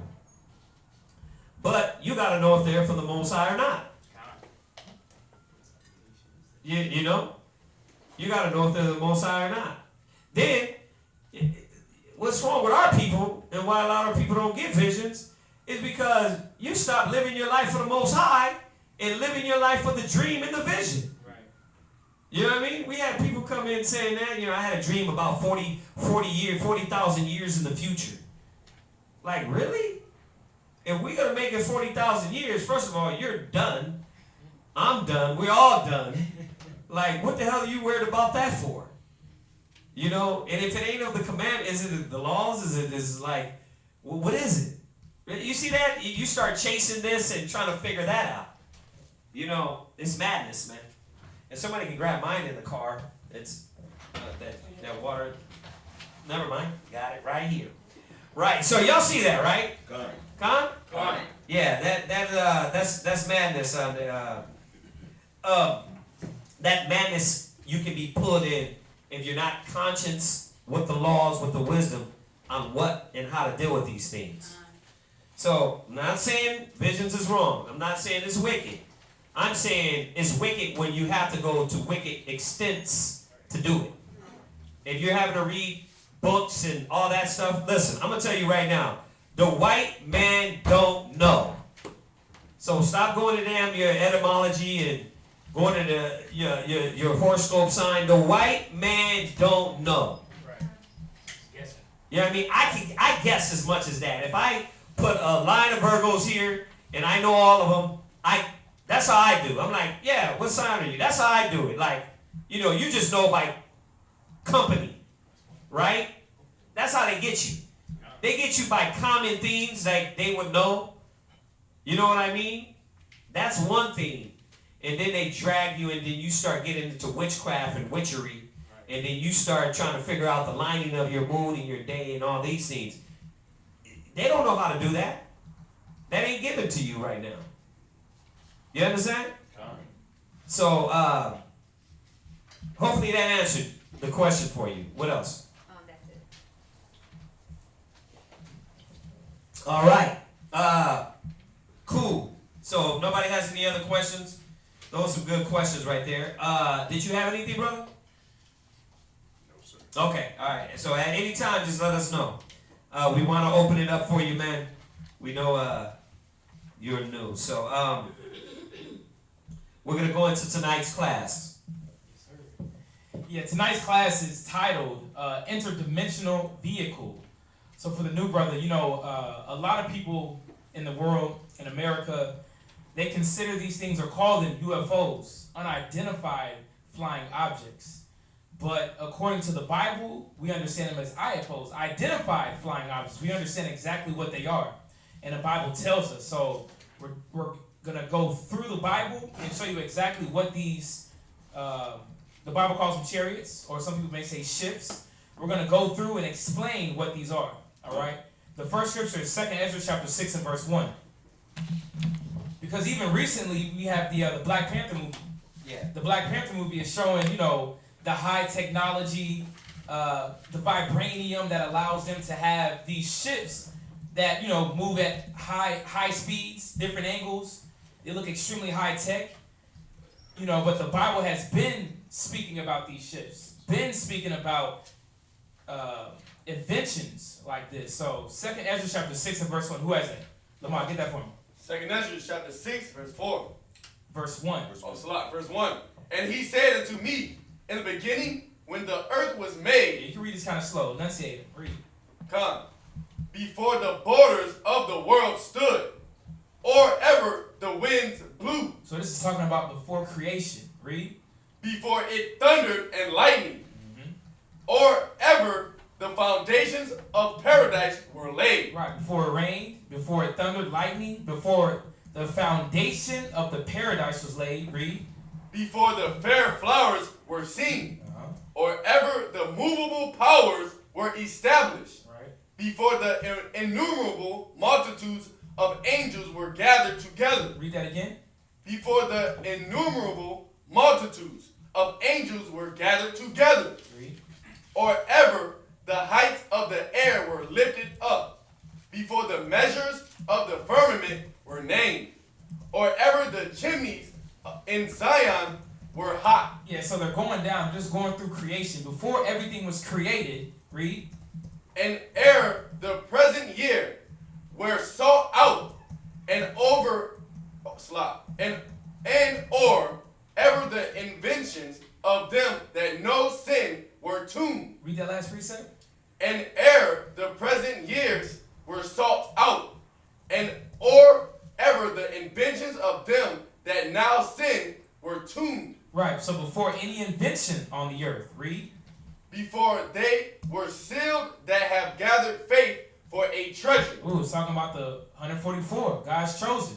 Before they gathered faith for a treasure, read. Then did I consider these things, and they all were made through me alone. Yeah, so this scripture right here is actually speaking of Christ. Because we know that Christ created the world, but I'm going to show you that in the scripture as well. But Christ said before the foundation of the earth, before the inventions that human beings may have thought out, that Christ himself thought about these things already. God and Christ are way beyond our thoughts and imaginations and inventions. All right, read. And through none other, by me also they shall be ended. Yeah, so Christ said, I'm the one who created them, and I'm the person that's going to end them. And that's, you know, later on in the class we'll hit that. But give me Colossians chapter 1 and verse 15 so we can let the brother know who created the world.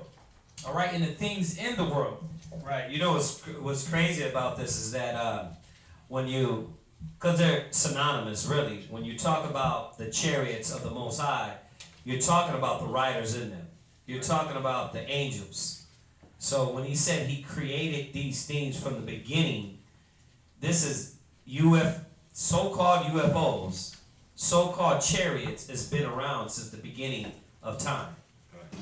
And that's what you're going to see as you go through the scriptures.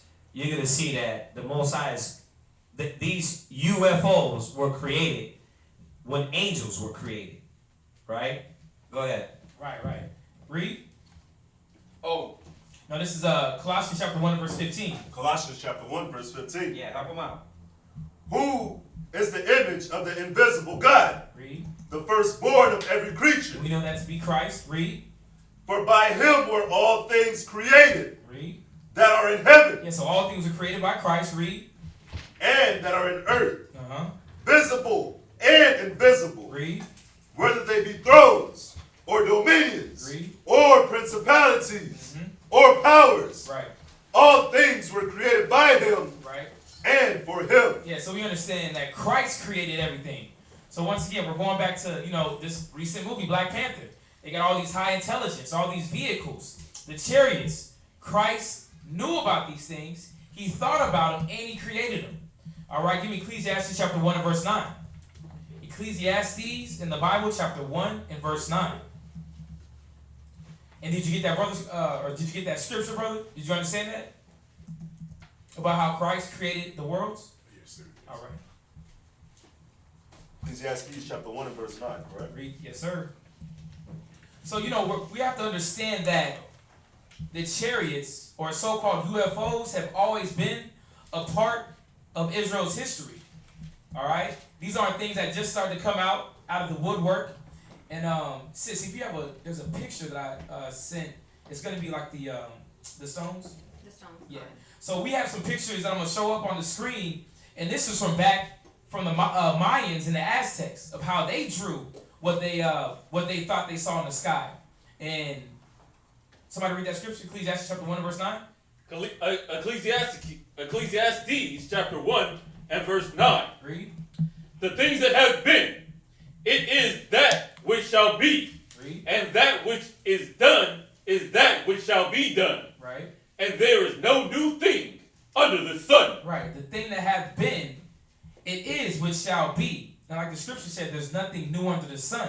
So that's why I'm pulling out these images from the Mayans and Aztecs thousands of years ago that will show you the chariots, these vehicles that were flying in their time. Nothing has changed. Really, the only thing that has changed is just the description, our language that we use. Because as we go through the scriptures, you'll see how the prophets identify these flying objects. All right? Give me Psalm chapter 68 and verse 4.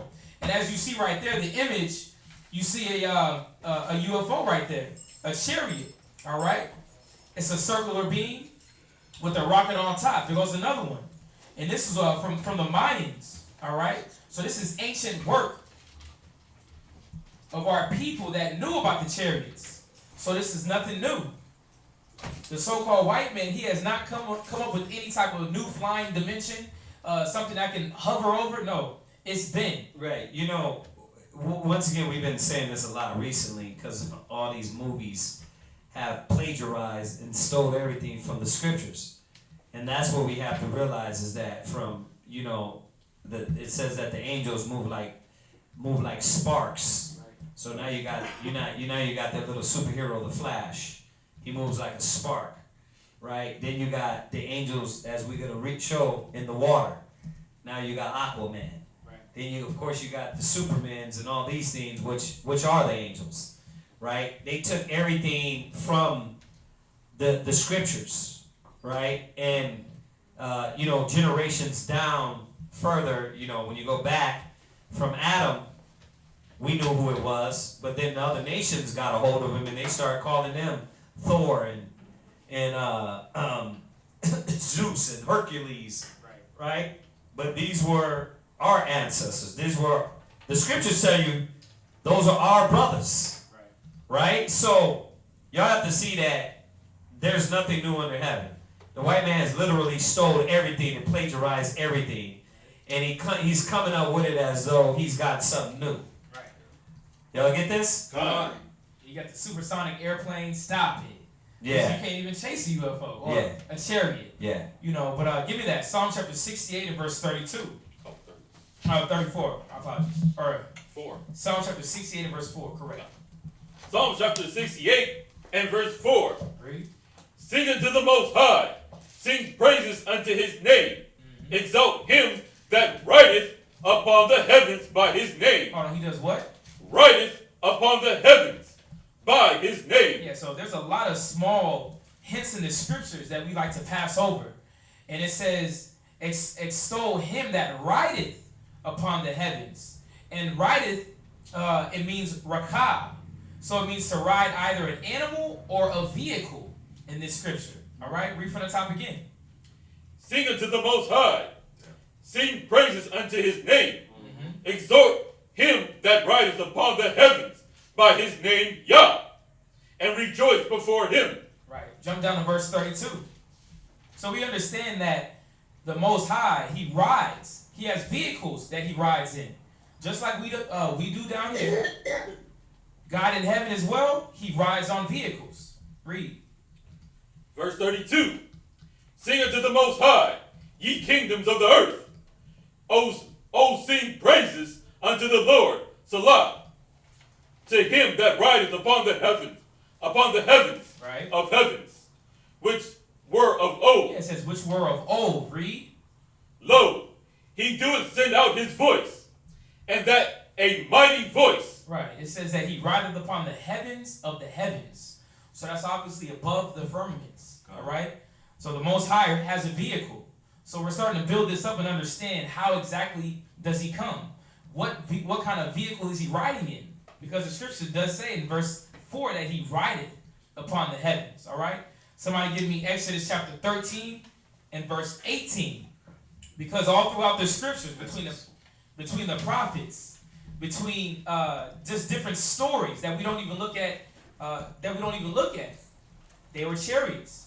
These were vehicles that the Most High sent his angels to ride in, to send messages, to translate, pick up people, to be a sign that we're going to read right now unto the nation, or not to the nation, but to Israel.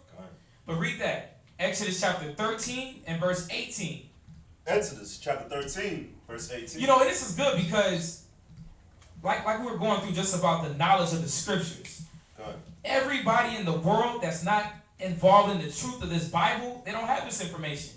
They don't understand about the things that we know. Once again, we're talking about UFOs, but they're called chariots in the Bible, clouds, stars. We're starting to understand it. So this right here, once again, this is a treasure. But read that, Exodus chapter 13 and verse 18. Exodus chapter 13, verse 18. Read. But God led the people about through the way of the wilderness of the Red Sea. So in this passage right here, we're understanding that the Most High is leading Israel out of the wilderness. All right? It says, but God led the people about. How did he lead them? Was he on ground walking? Was he on a horse? Was he on a chariot with a horse with the spinning wheels? We're going to see. Read. Through the way of the wilderness of the Red Sea. Read. And the children of Israel went up harnessed out of the land of Egypt. So we're coming out of Egypt. Read. And Moses took the bones of Joseph with him, for he had straitly sworn the children of Israel, saying, God will surely visit you. Read that again. God will surely visit you. How is he going to visit? Is he coming down like a man? Because the scripture says that nobody's seen the Most High, right? God. Read.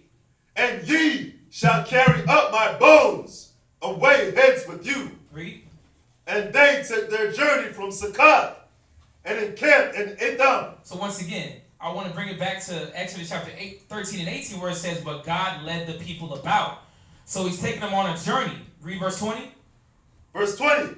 And they took their journey from Sukkot and encamped in Edom in the edge of the wilderness. And the Lord went before them by day in a pillar of a cloud. So it says the Lord went by them by day in a pillar of a cloud. So this is another key word to identify the chariot of the Most High, the vehicle of the Most High. It says a pillar of a cloud. And since I know I have another picture I sent to you with, put that up there. Because once again, these images have been seen constantly in our time. In the time of Moses, they saw this chariot and described it as a pillar of a cloud. All right, read. To lead them the way and by night in a pillar of fire. Yeah, the Most High knew what he was doing. At nighttime, the chariot was a pillar of fire. And think about it. There was a millions of Israelites coming out of Egypt. So you think it was a small ship? Nah, this is a big boy. God. Read. To give them light, to go by day and night. Read. He took not away the pillar of the cloud by day, nor the pillar of fire by night, from before the people. Yeah, so this chariot was with them all the time. It led them. All right, give me Exodus chapter 19 and verse 9, just to get a little bit more of the details and understanding what Moses was dealing with, what the Israelites were seeing. All right, and as you see on the pictures, these are clouds in the sky, but this is what they describe them in the Bible. The chariots, the UFOs, all right, Yes, sir. whirlwinds. Go ahead. Exodus chapter 19 and verse 9. All right. And the Lord said unto Moses, Lo, I come unto thee in a thick cloud. So the Lord is telling Moses, I'm going to come into you by a thick cloud. All right, read.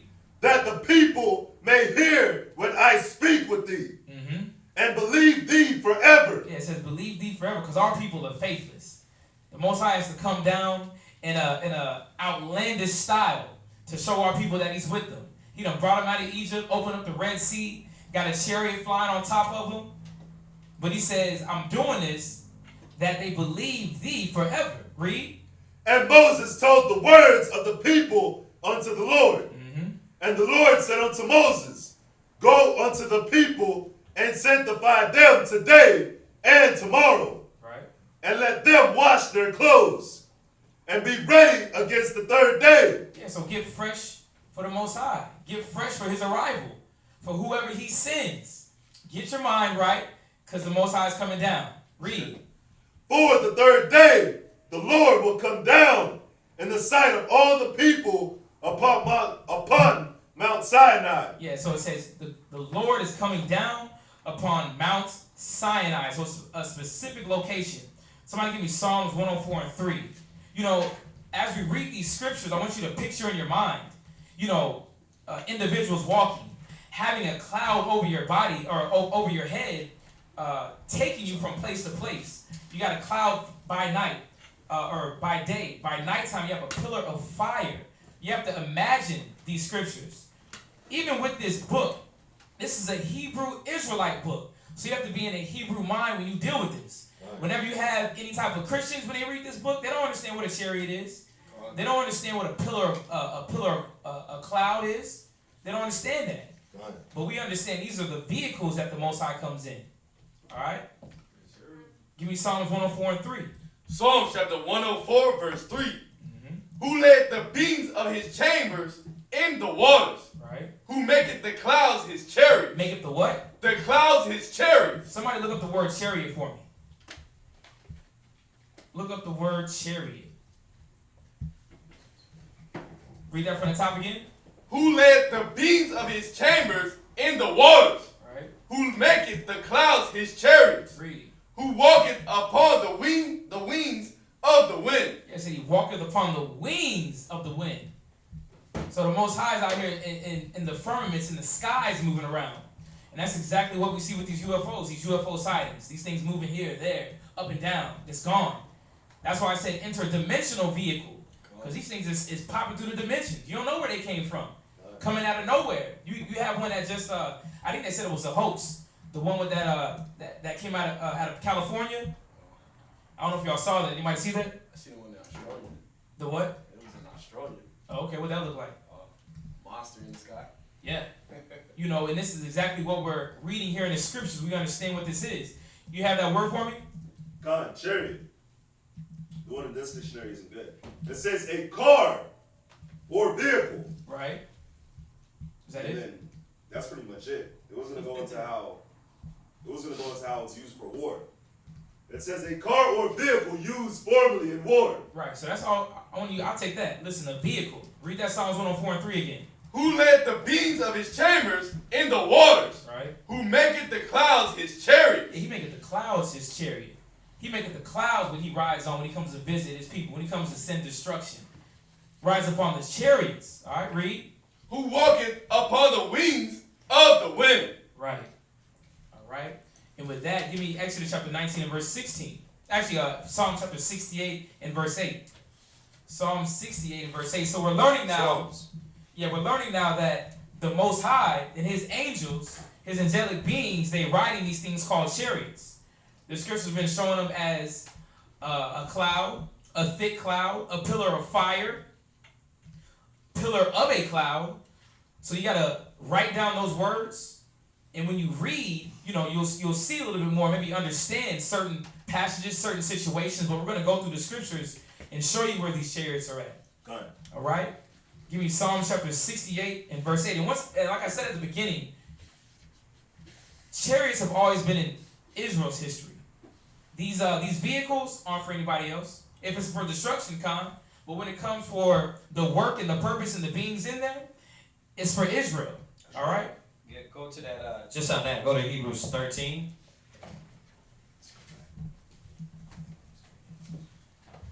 Hebrews 13, I think it is. Let me see.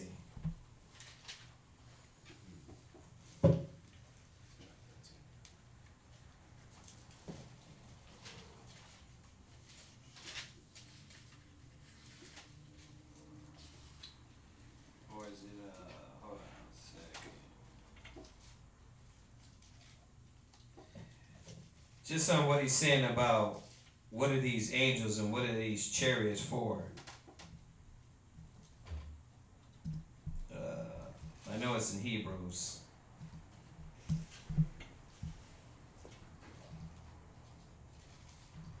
Go ahead, read out where I find it. Read that. Psalms chapter 68, verse 8. The earth shook, the heavens also dropped at the presence of Yahweh. Okay. Even Sinai. Yeah, so it says the earth shook. Read that again. The earth shook. The heavens also dropped at the presence of Yahweh. Yeah, so remember, the Lord told Moses that he's coming to visit the people, all right, at Mount Sinai. So it said that the earth shook. Try to picture this. You got a big ship coming over you. Probably got some heat underneath it. Who knows what it sounds like? Read that again from the top. The earth shook. Uh-huh. The heavens also dropped at the presence of Yahweh. It says the heavens dropped. Read. Even Sinai itself was moved at the presence of Yahweh. Yeah, that's how majestic. But read this last precept. The power of Israel. The what? The power of Israel. Yeah, these ships are specifically for Israel, the 12 tribes, you so-called Negroes, Hispanics, and Native Americans. These ships is for you. They were created for you and will always be for you. All right? Yeah, that's Hebrews 1 and 14. Just you reiterated it again also. Hebrews 1 and 14. Hebrews chapter 1, verse 14. Uh-huh. Or, give me a comment, y'all got it, please? Y'all got it? Hebrews chapter 1 and verse 14. Are they not all ministering spirits? Right. Sent forth to minister for them who shall be heirs of salvation. Yeah, so all these angels, these spirits, remember, the vehicles is just the chariots that they ride in. But who rides in them? Right. The angels ride in these. So they minister to the saints of the Most High. So that's why you can rarely hear, man, about a black man getting abducted. It's happened, but it's very rare about a black man getting abducted and getting tormented. You understand? Usually, who's the ones getting probed and tormented? So-called white men. They're the only ones. You understand? Well, that was the fourth sense, right? So these angels, these spirits are ministering for you. When they come back, they're going to be ministering for you. Right? Go ahead. Yeah, and that was the fourth kind where they tried to come out about, how they were stealing or abducting Esau out there in Alaska. Yeah, torturing him. Wow. Yeah. But just with that, give me Psalms 104 and 3 and give me Revelations 9 and 14. Psalms chapter 104. We're going to show you something real quick.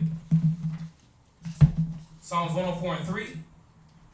Just about the ministering angels. Because they're everywhere. Once again, the The Most High is powerful. He created all.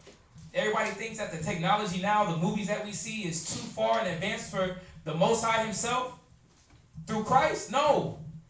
It's been here. Give me that. Psalms 104:3. Psalms chapter 104, verse 3. Read. Who layeth the beams of his chambers in the waters? Who maketh the clouds his chariot? What I want you to emphasize on is that first precept, who layeth the beams of his chambers in the waters. Read that again. Lamont, give me Revelations 9:14. All right. Verse 3, Psalms chapter 104, verse 3. Who layeth the beams of his chambers in the waters? Yes, so he layeth his beams of his chambers in the waters. So we got to understand this. What is this? What is this chamber that's in the water? All right, give me Revelations 9:14. Revelations chapter 9, verse 14. All right. Saying to the sixth angel which had the trumpet. Say that again. Saying to the sixth angel which had the trumpet. So it said, saying to the sixth angel which had the trumpet, read. Loose the four angels which are bound in the great river Euphrates. Read that again. I want you to hear this. Come. Go ahead. Loose the four angels which are bound in the great river Euphrates. Yeah, so we have angels in the waters. Bringing it back to the precept in Psalms 104:3, the Most High has chambers. That's why you see them. They got images of them. And once again, so y'all don't get crazy out there. You know there's a lot of fake ones. But they got some images, man, with these UFOs coming straight out of water. Shooting out. And then when going back into the water. So, you know, the thing is this. That's all for show. Because these angels are around us. They're here around us now. Right. You know, but what they're doing is letting the show be seen of their power. You know, when they got these ships flying after them and they're dodging and and they just recently, a month ago, basically, I think it was the FBI said that they made it official that they are investigating UFOs, right? That it is official now, which is, we've been knowing they've been doing that. Right. But these chariots, man, they can't touch them because it's spirit. It can't be shot at. Right. It goes through things, right? It moves not like a human. It's not an aircraft. So, Yeah. Yeah. So that is the government, quote unquote, saying they're investigating UFOs. Yeah. That's for the people who have no idea, no knowledge. They literally. Yeah, they don't care. They still looking at TV and thinking UFOs are little green people. Yeah. Okay. Yeah, that's for them. You know, for us, we know they've been doing that. They've been scared. You know, that's why when you go to your Apocrypha, real quick. I know you probably already got this one, but go to Wisdom of Solomon.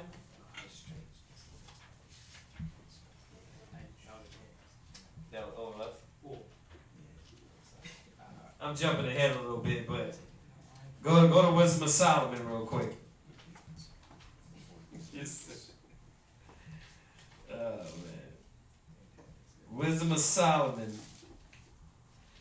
I think it's what is it?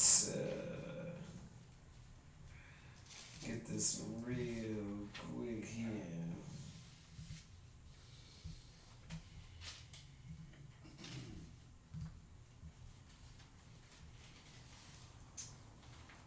Where's that at, Lamont?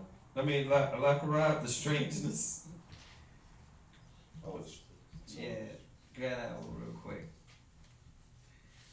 Because, they've already put this in the minds of the people. It's a 5 and 1. Okay. They put this in the minds of the people, man, that these are monsters. You know, really by them doing all that, a lot of people just don't even think it's real. Right. Like, if it's on TV, it's a myth. If it's green people, that's just a myth. Right. So some people shrug it off as nothing. But read that. Wisdom of Solomon, 5 chapter and 1. 5 and verse 1. Uh-huh. Then shall the righteous man stand in great boldness Right? before the face of such as have afflicted him. Yeah, because that's what the ones that are dressed in these white robes, man, prepared and conquered and kept their crown to the end, they're going to stand in straight boldness. Go ahead. And made no account of his labors. Yeah, because they ain't looking at our labors. And you got to understand, no man can make account for your labors, but the Most High. Right. So you got to keep laboring. Go ahead. When they see it, they shall be troubled with terrible fear. Yeah, when they see 20,000 of angels, 20 million angels, why do you think that it says the earth, it should be dark, it's going to be blackness, right? That you can't see the sun. Because that's how many angels there are going to be. 20 million angels. That was 200 million. Was it 200 million? Not well. 200? Technically, Yeah, I think. You're gonna put scriptures together, Con. Yeah, it's like 200 million. You do like But I think that's an under. Yeah, that's understatement. Yeah, that's an understatement, man. That the Most High is finna swarm this place. Yeah, but because What? when you think about it, 200 million of angels, that's and we little people down here, like we're gonna be shuddering at just the darkness. Exactly.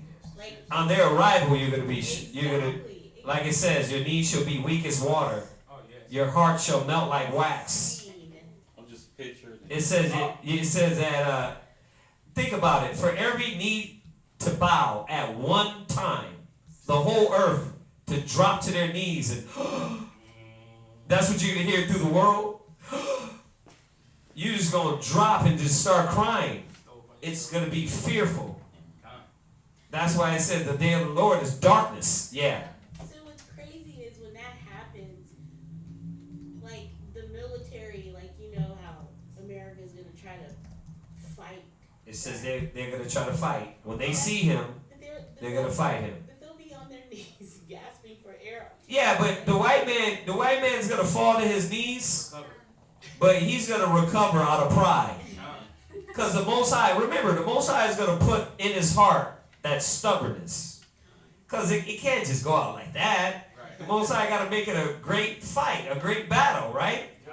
Not only him, but all the other nations, they're going to try to join in. Go ahead, read on. And shall be amazed at the strangeness of his salvation. You think about that. What? See, you got to think about this. Strange, like, read. And, so far beyond all that they look for. Yeah, so far beyond what they look for. So when they see these millions of angels, think about it. It's going to be something you can't even imagine in your mind. But what did it say they're going to be doing? And they repenting, right, and groaning for anguish of spirit, right, shall say within themselves, this was he whom we had sometimes in derision. Right. So that's what they're going to be saying, because they're going to see the children of Israel being lifted up. You know, they're going to see the chosen being lifted up, the 144,000. But the strangeness of their salvation, you can imagine. Remember, a chariot, an angel can look like anything he wants to look like. How many times did they form into regular men? How many times did they form into beasts? Creatures with foreheads and bodies, different bodies. Like, these angels can form into anything they want, as you see. So imagine if they just come back. Imagine seeing a man with a lion's head. That's how they came. Right? You're gonna drop probably vomiting. Go ahead. As the question says, why would a chariot just hang around your home? Why would a chariot? I've heard that. You know, listen. The Most High knows. These chariots, they can be for a sign. They can be to protect. They can be to show you something. You know, there's many brothers, many accounts, and I don't want to get into all that, but you know, many accounts. Yeshaya was telling me an account where they were downtown and they seen chariots. I mean, more than one brother. You know, recently in New York they seen some chariots. You know, I seen chariots. Didn't you guys see some in Albuquerque once? Yeah, I see them in Albuquerque. I see one split into 3 or 2 more and then go back into 1. So, you know, these things ain't human. They're not human. And you know, like I always say, Will Smith can't punch them in the face, and they don't got tentacles, and you know, you can't take over their vehicle and do a U-turn. Right. These are spiritual vehicles, man. Yeah. And I like, you know, Independence Day, because Independence Day almost had it right. You know, with the how the ships actually look. Right, and how they came out the 4th dimension. Right. Yeah. And we're gonna go into that more in the scriptures dealing with the horses. All right, but as for right now, give me Exodus chapter 19 and verse 16. And we're still on the point where Moses, or where the Most High is visiting Moses and the Israelites on Mount Sinai. All right? Exodus chapter 19 and verse 16. Exodus chapter 19, verse 16. And it came to pass on the 3rd day in the morning. Okay. That there were thunders and lightning. There what?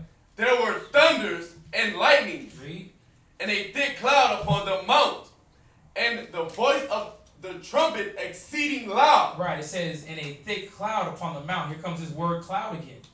All right, this is a chariot coming upon the mountain. Read. So that all the people that was in the camp trembled. Yeah, Mosiah came in hot. That's what they say. They coming in hot. Came in and had them trembling. Read. And Moses brought forth the people out of the camp to meet with the Most High. And they stood at the nether part of the mount. So, you know, so I want you to picture it again. This is not a man that's just coming down out of the clouds. No, this is a vehicle. This is a massive vehicle that the Most High and his angels ride upon. All right? Read. And Mount Sinai was altogether on a smoke, because the Lord descended upon it in fire. Oh, come on, he's coming in fashion. Say he descended upon the mountain with fire. So he was descending with fire underneath him. I think I got it. There it is. That's a good picture right there. Nice little picture. Come on, a cloud coming out. Yeah. Hot. Read. And the smoke thereof ascended as the smoke of a furnace. You have to understand that these individuals, they're explaining what they're seeing in that time. So they're saying it is descended as fire. And think about the planes now. I don't know if you know any Air Force planes, the back of the plane, where you have the, what do you want to call it, the G-force, where the force comes, it's red, it's hot. You know, so the Most High, once again, our things are more excelled. Say it again? The afterburners? Yeah, you can call it afterburners, but it's almost like the engines. But it says descended upon it in fire. Read. And the whole mount quaked greatly. Yeah. Read. And when the voice of the trumpet sounded long, and waxed louder and louder, Moses spake, and the Most High answered him by a voice. Right. And the voice came down upon Mount Sinai, on the top of the mountain. And the Lord called Moses up to the top of the mount, and Moses went up. Yeah, so Moses went up into the chariot. All right? Give me 1 Corinthians chapter 1 and verse 22. And this is just to show why the Most High was coming down like that, man. He had the whole mountain shaking. He didn't have to come like that. He could have just cloaked up. Just cloaked there. Moses, come on up. Simple. But dealing with Israel, we're stubborn. We're hard-headed. So the Most High was like, man, listen, Moses, I'm finna come down in full fashion. Get your people ready. Tell them to put their good sneakers on, because they had sneakers. Tie them up. Freshen your face up. You know, I know you've been walking around. I'm coming down to talk to y'all. Read that. 1 Corinthians chapter 1 and verse 22. For the Jews require a sign. It says they require a sign. They need a sign. Our people, listen, they don't believe nothing you say. How long we been in the streets talking about chariots? How long we been telling? We know what flies in the sky, because the scriptures are telling us here. Read that again. For the Jews require a sign. Yeah, the Most High know what we need. That's why he came down like that to the people. All right? With that, we're going to go right into it, Zechariah 5:1. So now we're going to go into the prophets and understand how they describe the chariots in the Bible, these vehicles. And I still want to bring out that they're describing it to the best of their abilities at that time, but we're going to go ahead and break down some of these words. All right, Zechariah chapter 5 and verse 1. Zechariah chapter 5 and verse 1. Am I moving too fast? Anybody have any questions? All right, read that. Then I turned and lifted up my eyes and looked, and behold, a flying roll. Oh, here we go again. It's another description. It says it's a flying roll. Read. And he said unto me, What seest thou?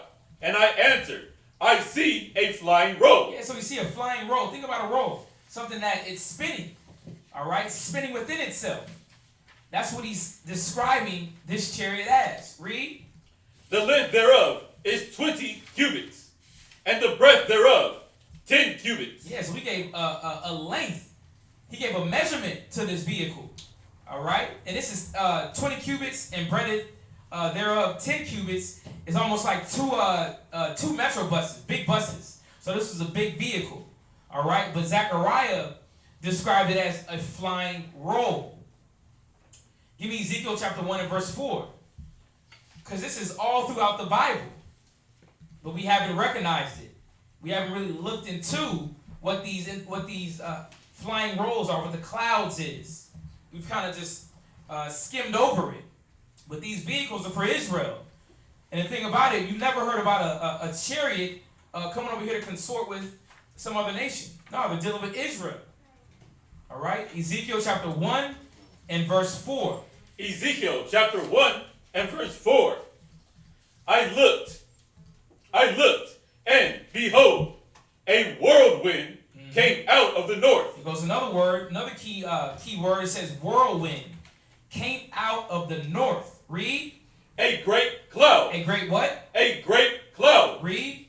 And a fire enfolding itself. Yeah, so Ezekiel said he saw a chariot with a fire enfolding in itself. Once again, this is just the image that he's seeing. He's seeing this heat moving around. Read. And a brightness was about it. So it had brightness. And I know you've seen a lot of pictures online with the chariots, with the UFOs in the sky. They have this brown ore on it, green. Read. And out of the midst thereof, as the color of amber. Yeah, out of the midst thereof, the color of amber. I want somebody to go in the Strongs and give me the definition of amber. I want to see what y'all get on that. Read. Out of the midst of the fire. Actually, I'll just give it to you. All right. So this is going to be H2830, and this is for amber. This is Kashmal. Kashamal.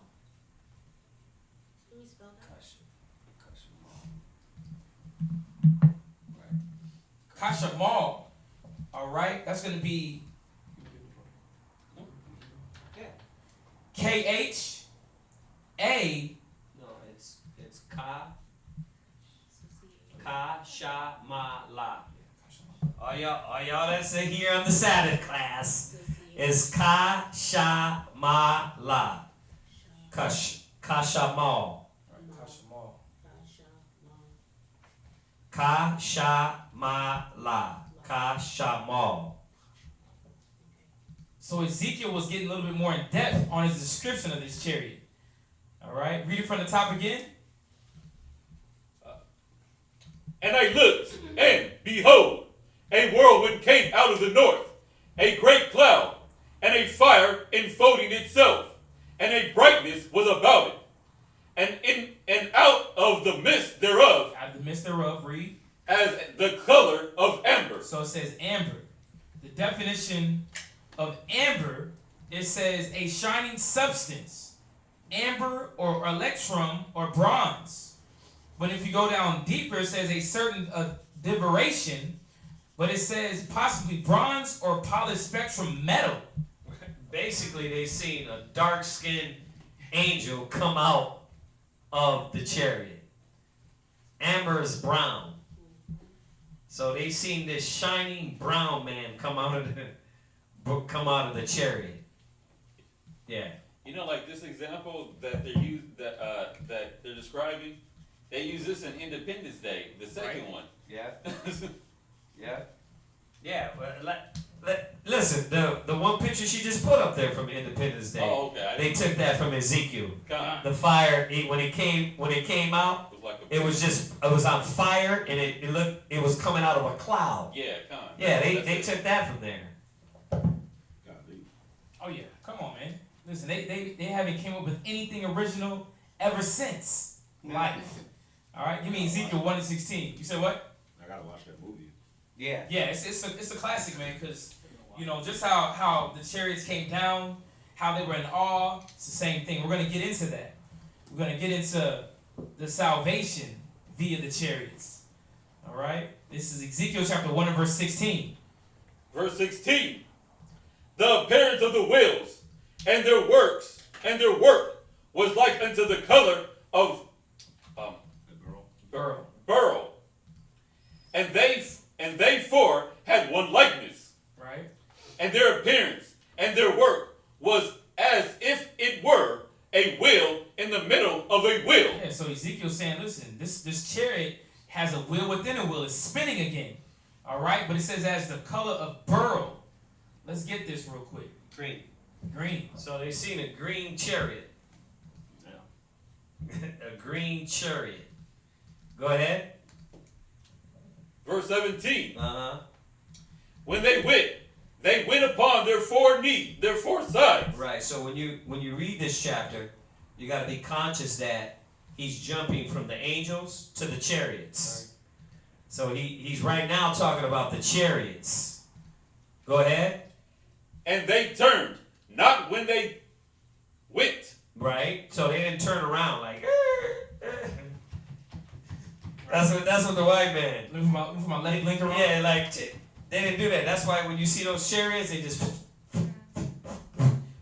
they defy all gravity. Right. Without making any noise. That's the thing. That's the kicker. They're here, confined by gravity, but not confined by gravity. That's how you know it's spiritual. Because and once again, that's how you know the white man don't know gravity. They don't know they don't know really about what is it when you hit the sonic boom? Oh, it's what's that? Compassing the speed of sound? Yeah, they don't know the speed of sound, right? When you break that barrier, just how many times you see these UFOs just I mean 1,000 times faster, and guess what? Don't make any sound. Right? So there's something wrong. Once again, we caught them in a lie. Right. They can't be controlled or defined by this reality. Laws of physics, right? Yeah, the laws of physics. Exactly. Finish with that? You want the next verse? No, give me Matthew chapter 2 and verse 1. Matthew chapter 2 and verse 1. Matthew chapter 2 and verse 1. And this is dealing with Christ's birth. All right, Yahweh Shai. Read that. Actually, is the brother there? Oh, I know I'm kind of moving. Matthew chapter 2 and verse 1.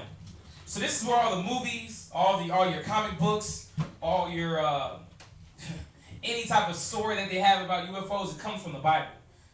This is a descriptive first account of what happened and what they seen and how they described it.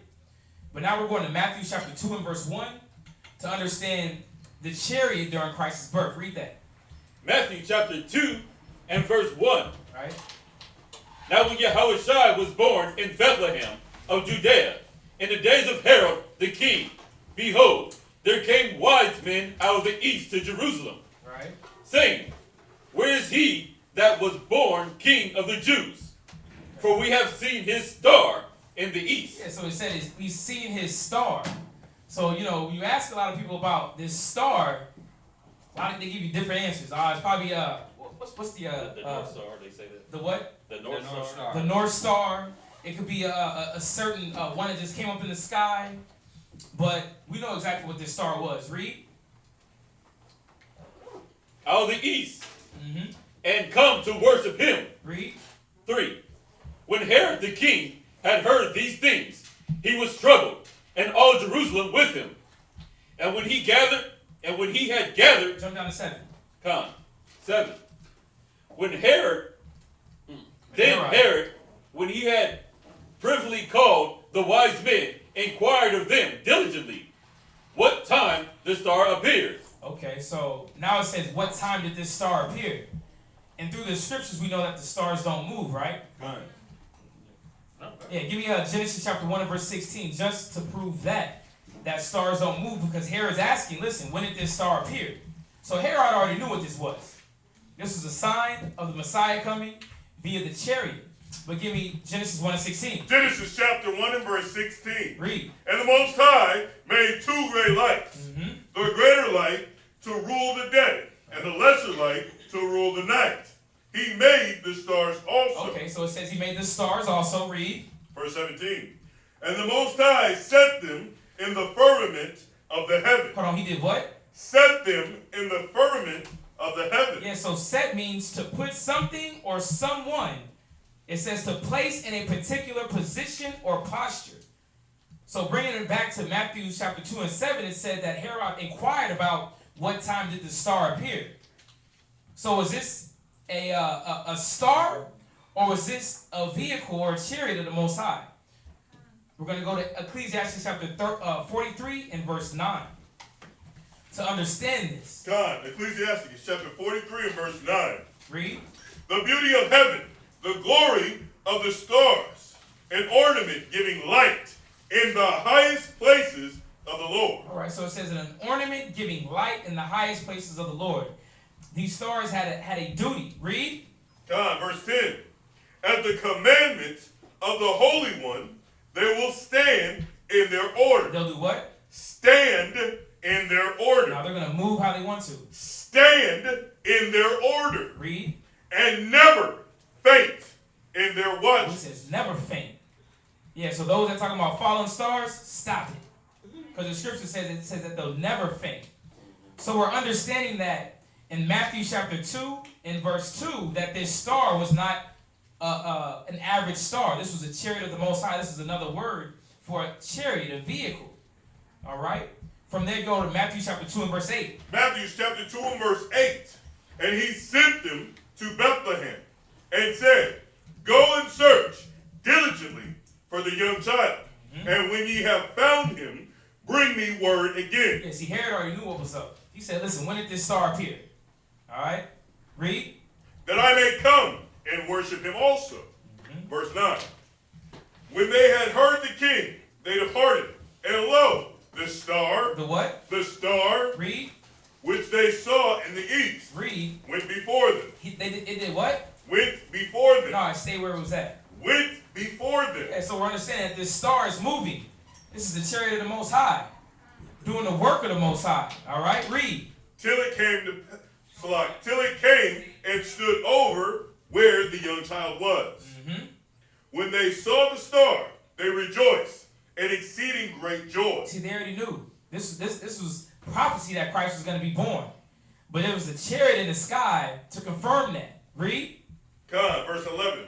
And when they were come into the house, they saw the young child with Mary, his mother, and fell down and worshipped him. And when they had opened their treasures, they presented unto him gifts, gold and frankincense and myrrh. Yeah, because you got to think about it. How did the wise men actually know where Christ was? Just like in Exodus that we read, that the Most High brought them out of Egypt, took them through the wilderness. It's the same way that the Most High had these wise men to follow a chariot to get to Christ. Because this is an important ordeal. Once again, these chariots are specifically for Israel. And this was for the Savior Israel, Christ, Yahweh Shai. Read. Come, verse 12. And being warned of the Most High in a dream, that they should not return to Herod, they departed into their own country another way. Yeah, so they already knew what Herod was up to. It was like, nah, we're good. We're going to just burn off. All right?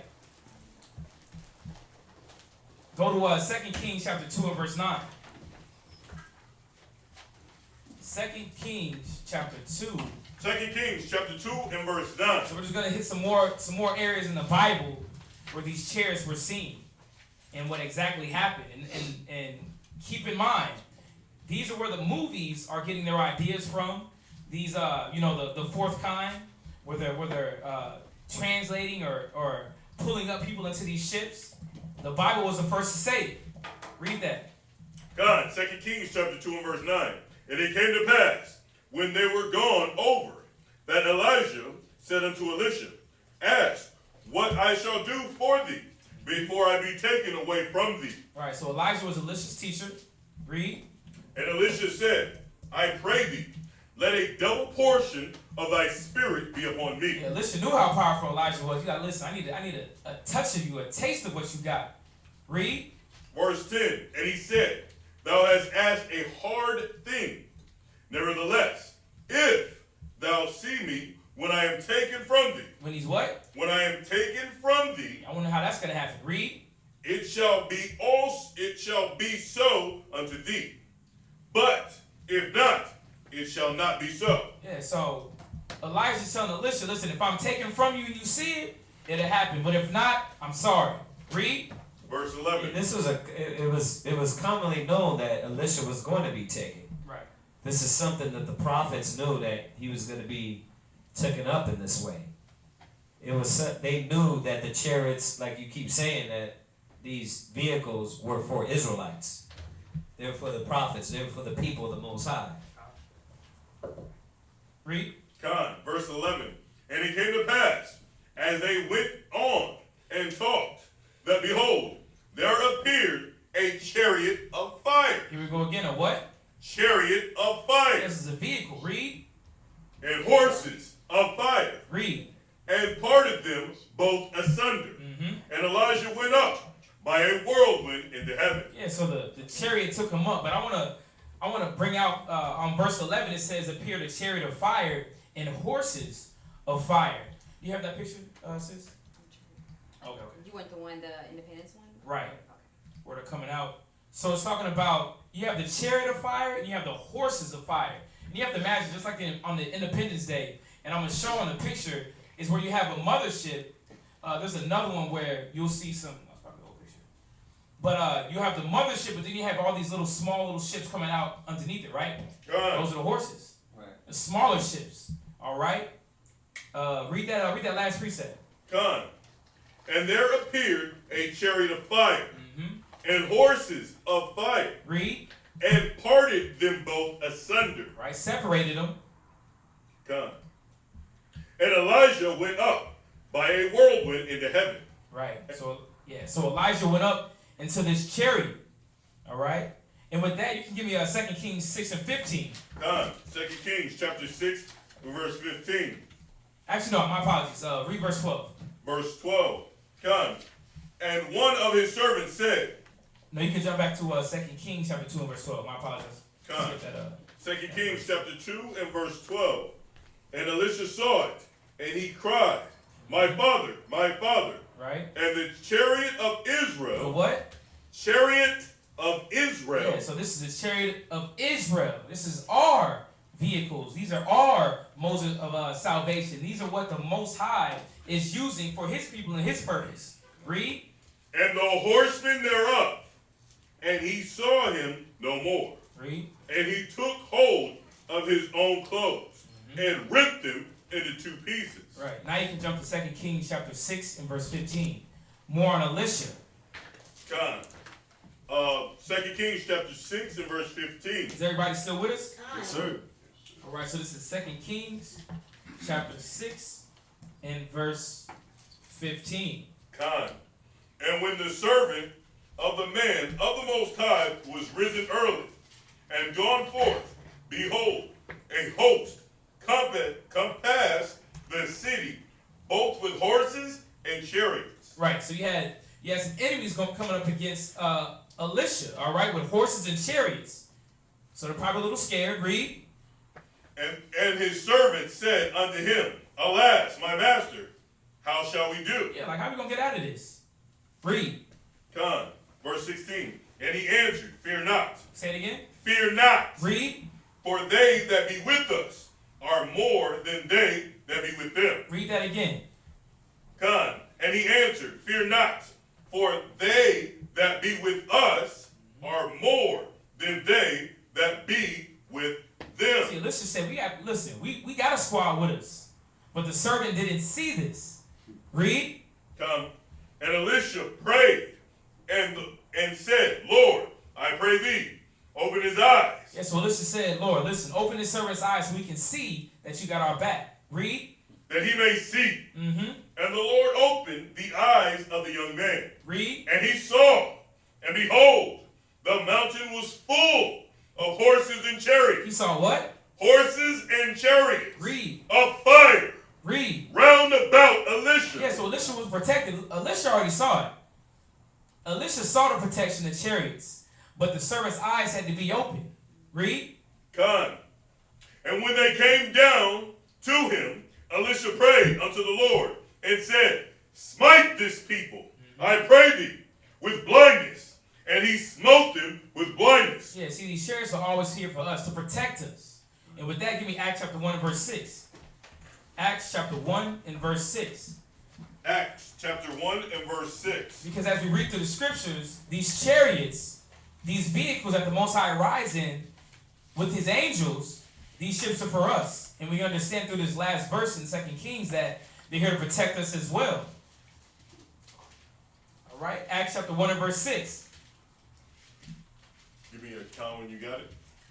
Con.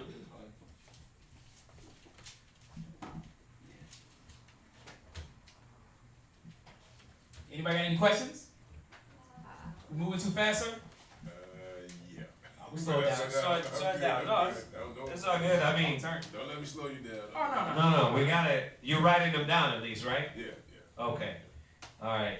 But yeah, we can slow it down a little bit. No. If anybody has anything they want to add on about the chariots, something that they've seen, the scriptures, more than welcome. All right? You got that scripture, sir? Yes, sir. All right. Con. Acts chapter 1 and verse 6. When they therefore were come together, they asked of him, saying, Lord, wilt thou at this time restore again the kingdom up to Israel? All right, so the disciples are talking to Christ. All right, read. And he said unto them, it is not for you to know the time or the seasons, which the Father hath put in his own power. But ye shall receive power after the Holy Spirit is come upon you. Yeah, jump to verse 9. Verse 9. Right to the point. Come. And when he had spoken these things, while they beheld, he was taken up. He was what? Taken up. Say it again. Taken up. Read. And a cloud received him out of their sight. And here goes another key word again. It's a cloud. So Christ was taken up into this ship, into this chariot of the Most High, in front of the disciples. Read. Come. And while they looked steadfastly toward heaven, as he went up, behold, two men stood by them in white apparel. Okay, read. Which also said, ye men of Galilee, why stand ye gazing up into heaven? Right, so it says, two men stood by them in white apparel. Read. Come. Which also said, ye men of Galilee, why stand ye gazing up into heaven? Yeah, why are you looking up into heaven? I know your master just went. Read. This same Yahushua, which is taken up from you unto heaven, shall so come in like manner as ye have seen him go into heaven. Read that again. Come. Which also said, ye men of Galilee, why stand ye gazing up into heaven? This same Jesus, which is taken up from you into heaven, right, shall so come in like manner as ye have seen him go into heaven. Right. Y'all see by now that this word, these words, clouds, wheels, are just ways of, I'm going to use an Edomite word, archaic way to describe these vehicles. That's all that is. You understand? It's a way to be able to see, look at the the people in the past, you know, they don't make an acronym out of everything like they do now. Back then, they just said, well, it looks like a cloud. It looks like a roll. It's a chariot. Why? Because it's a vehicle. It's a vehicle that they ride in. So y'all have to see that. Go to Revelations 1 and 7. So he said the same way Yahushua left is the same way Yahushua Hamashiach is coming back. And that's what we have to understand. This is it goes back to the strangeness of their salvation. Go ahead and read that. Revelation 1 and 7. Revelation chapter 1 and verse 7. Go ahead. Behold, he cometh with clouds. You see that? Like, what do you think he's coming with? Rain clouds? He's not coming with rain clouds. And he's going to rain on everybody. He is going to rain. Right. But it ain't going to be with water. It's going to be with that sword. Go ahead and read it. God, behold, he cometh with clouds. Uh-huh. And every eye shall see him. Right, like we were saying earlier. Every eye shall see him. Every tongue shall confess. That's how much fear is going to be rolling through your stomach and your bones. Right. Because you're going to just start spilling everything out, telling them everything. Go ahead. God, they also which pierced him. And wait a minute. On a side note, he said what? And they also which pierced him. Hey, you know what? You know what trips me out? When these Christians read this, they act like it was a good thing. Yeah, everybody's gonna see him. Why is he side noting the ones that pierce him? Isn't that like a black man to tell you, like, listen, and also y'all niggas that got at me? I ain't forgot about Yeah, I ain't forgot about y'all. He's not saying this in the sense of, oh yeah, and everybody's gonna see me, even the ones that pierce me. Like, Forgive them. I forgive him. He's coming back for them. That shows you what? That shows you vengeance. And that shows you what? That shows you those spirits are right back. Those spirits came back so he can unleash the holy ass whooping that he's going to give. Go ahead. And killed and slaughter. And killed. Go ahead. Caught up in it. Go ahead. Go ahead. And all kindreds of the earth shall wail. Right. They show crying, wail, screaming, wail, and wailing is a whole, like, wail is like, you know, that's when your 3-year-old baby dies. You don't cry. You wail. You moan. Yeah, you bawl, right? That's a temper tantrum. Like I keep saying, man, just if you sit down alone and just meditate on it, woe to you that desire the day of the Lord, it shall be darkness. That's how many chariots and angels are going to fill the sky. It shall be darkness. Watch, go to Revelation now. Jump over to Revelation 19. Was it Revelation 18 and just on Christ coming back with all these chariots. Revelation 19 and 11. God.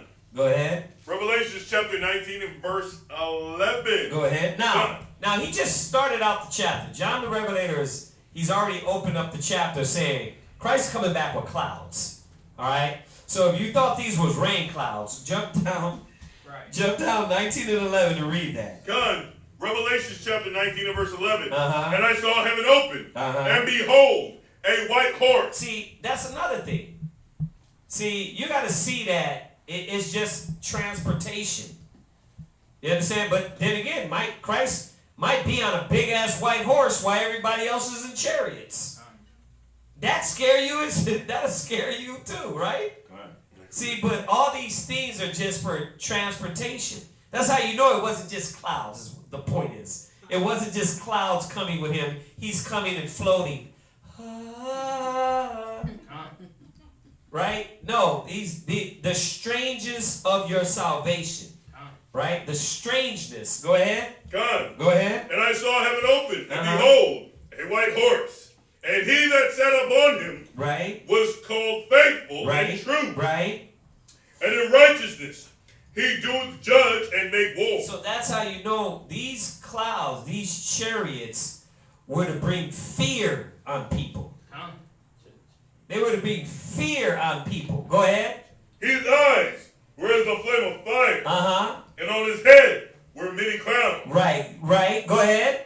And he had a name written that no man knew. Go ahead. But he himself. Right. And he was clothed with a vesture dipped in blood. He was clothed with a vesture dipped in blood. Now, we've been over that already. We know that blood is not grape juice. That's the nation's blood. Go ahead. And his name was called the Word of the Most High. Go ahead. Verse 14. Uh-huh. And the armies which were in heaven. And the what? The army. The what? The armies. So the clouds are the what? Armies. Right. So the clouds are the armies. Lakara, give me Psalm 68:17. The clouds are the armies. Go ahead. God, which were in heaven. Uh-huh. Followed him upon white horses. Right. You see that? These armies. Right. Who is his armies? Read that. Psalms chapter 68, verse 17. Uh-huh. The chariots of Yahweh, right, are 20,000, even thousands of angels. That's 20 million chariots if you do some math. Oh, so all right. That's a lot. Right there, that's 20, but there's another. That's a lot. Yeah. Psalm 68:1. 17. Read it again. Verse 17. The chariots of Yahweh are 20,000, even thousands of angels. Right. So, go ahead. The Lord is among them, as in Sinai. Right. The Lord is among them as in Sinai. So, he just told you, on Mount Sinai, it wasn't just Hamashiach, it was angels. The fear that was brought on them and these chariots around them and the mountain shaking in the darkness was Yahushai and angels. Huh? Yeah, go ahead. Matthew chapter 24 and verse 29, just on that. Right. Matthew chapter 24 and verse 29. Matthew chapter 24 and verse 29. No, and I was going to say, think about it. On Sinai, there was just one. So imagine 20,000. No. Imagine millions. Hold on. Read it again. I'm going to show you something. Read it again. It tells you. It does. The Psalms? Watch. Read Psalms again. Go ahead. I gotta correct that real quick. Go ahead. Psalms chapter 68, Uh-huh. verse 17. Uh-huh. The chariots of Yahweh Uh-huh. are 20,000, even thousands of angels. Go ahead. Yeah. The Lord is among them, Uh-huh. as in Sinai. He's telling you, as in Mount Sinai, there was a lot of angels, and Yahushai was there with them. You understand? So there was a lot. I mean, how many angels were there? But there was a lot. Y'all get that? That's a lot of angels, man, and a lot of fear that's gonna go out. That's how Christ is coming back. Right, powers. With power and anger and bloody garments. Go ahead. Verse 18. No, that's it. Matthew chapter 24 and verse 29. Somebody get that. God, Matthew chapter 24 and verse 29. Give me Matthew chapter 10 and verse 34, Lamar.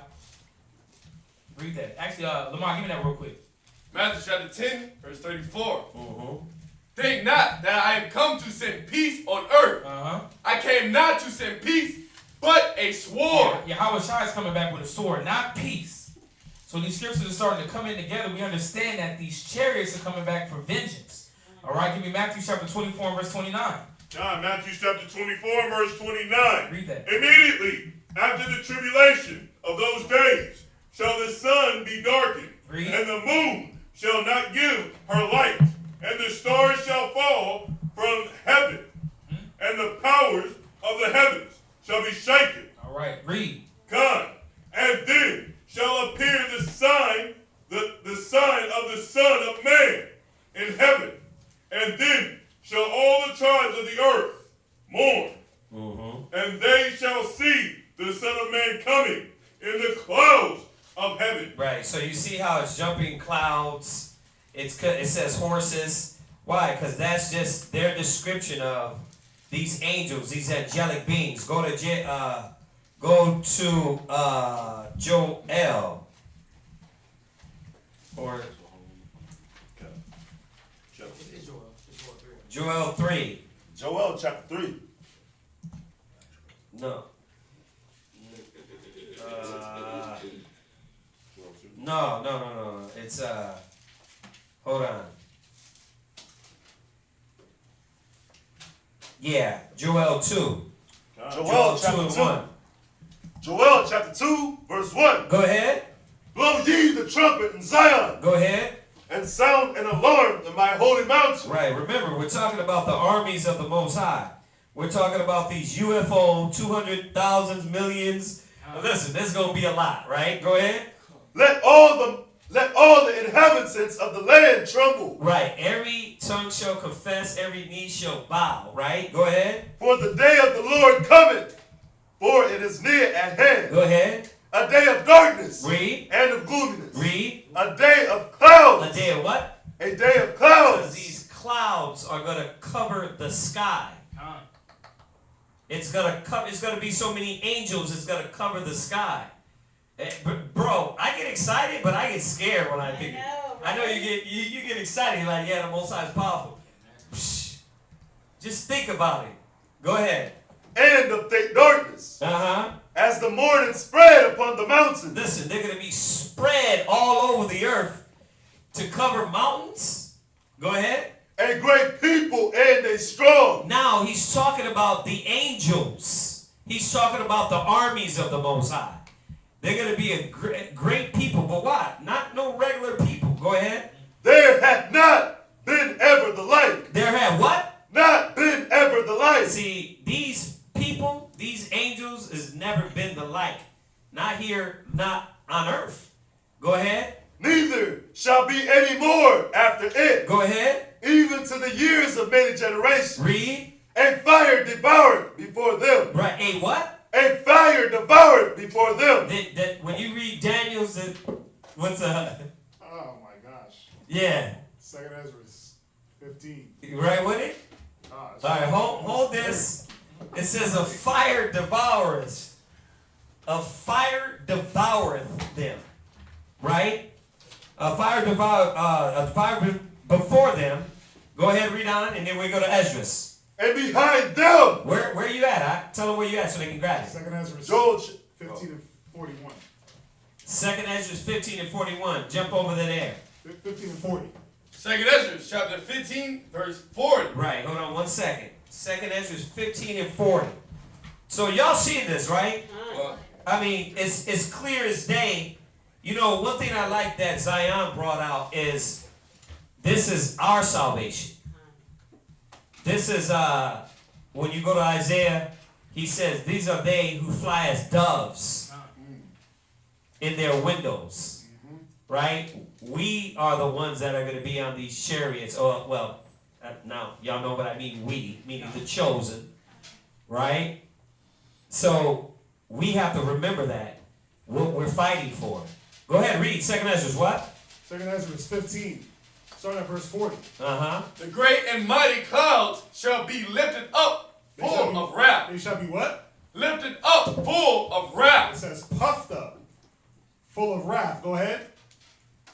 And the star that they may make all the earth afraid. They're going to do what? Make all the earth afraid. Go ahead. And them that dwell therein. Read. And they shall pour out over every high and eminent place and horrible star. Go ahead. Fire. Read. And hell. Read. And flying swords. This is how you know it's not talking about straight up clouds. When do clouds spit swords? Y'all see that? It says fiery sword, flying swords. Read on. And many waters. Read. That all fields may be full. And all rivers. Go ahead. With the abundance of great waters. And you know, this goes right along with Revelation 7, where he says, hold back the winds. Right. It's the angels. Right. From that destruction. Yep. Go ahead, read on. And they shall break down the cities and walls. Go ahead. Mountains and hills. Go ahead. Trees of the wood. Read. And grass of the meadows. Read. And their corn.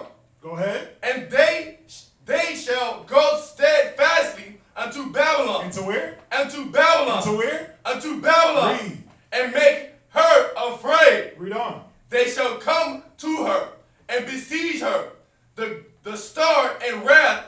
shall they pour out upon her. Go ahead. Then shall the dust and smoke go up unto the heaven, Uh-huh. and all they that be about her shall bewail her. That goes right into the Revelations. Yeah, Where it says the Revelation. nations will bewail her. Yeah, Revelations 18. Yeah. Jump back to Joel 2.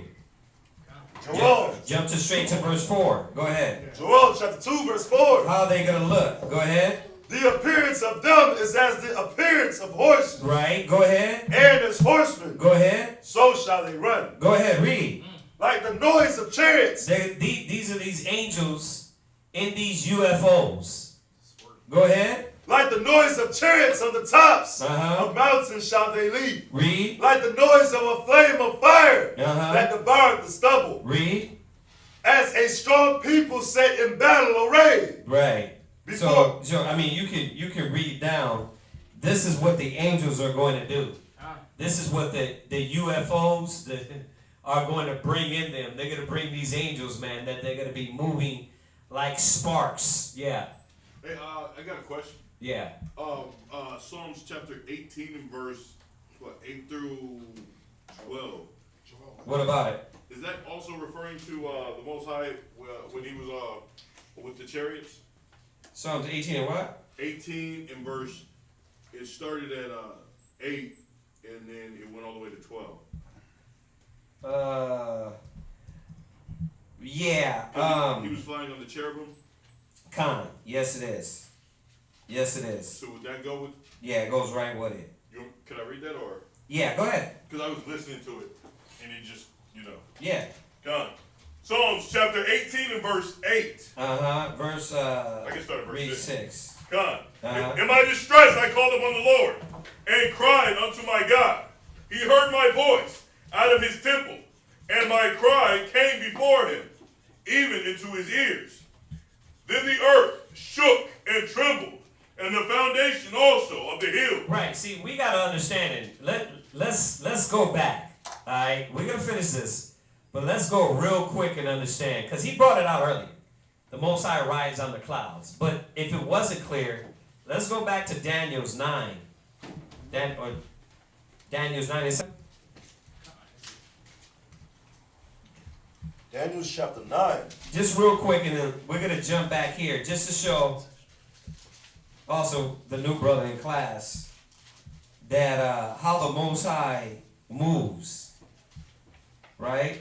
All right. Go ahead. Hold on.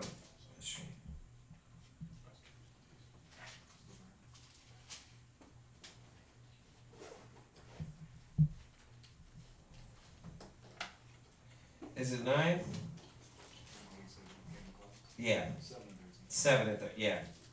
Go to Daniel 7. Daniel chapter 7 and verse 13. Go ahead. God, I saw in the night vision. Right. And behold, one like the Son of Man. Right. Came with the clouds of heaven. Right. And came to the Ancient of Days. See, so you got Yahweh Shai, Christ, moving with the chariots, the angels, right, with these UFOs, and he's coming to the Most High. Go ahead.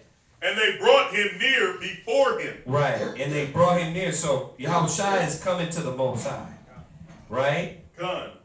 Go ahead. Verse 14. Uh-huh. And there was given him dominion. Right now, well, how was the Most High rolling? Jump to verse 9. Verse 9. Right, so Yahweh Shai was going to the Most High, but he was going to the Most High in these chariots, but how was the Most High rolling? Go ahead. I beheld till the thrones were cast down. Right. And the Ancient of Days did sit. Talking about the Most High. Go ahead.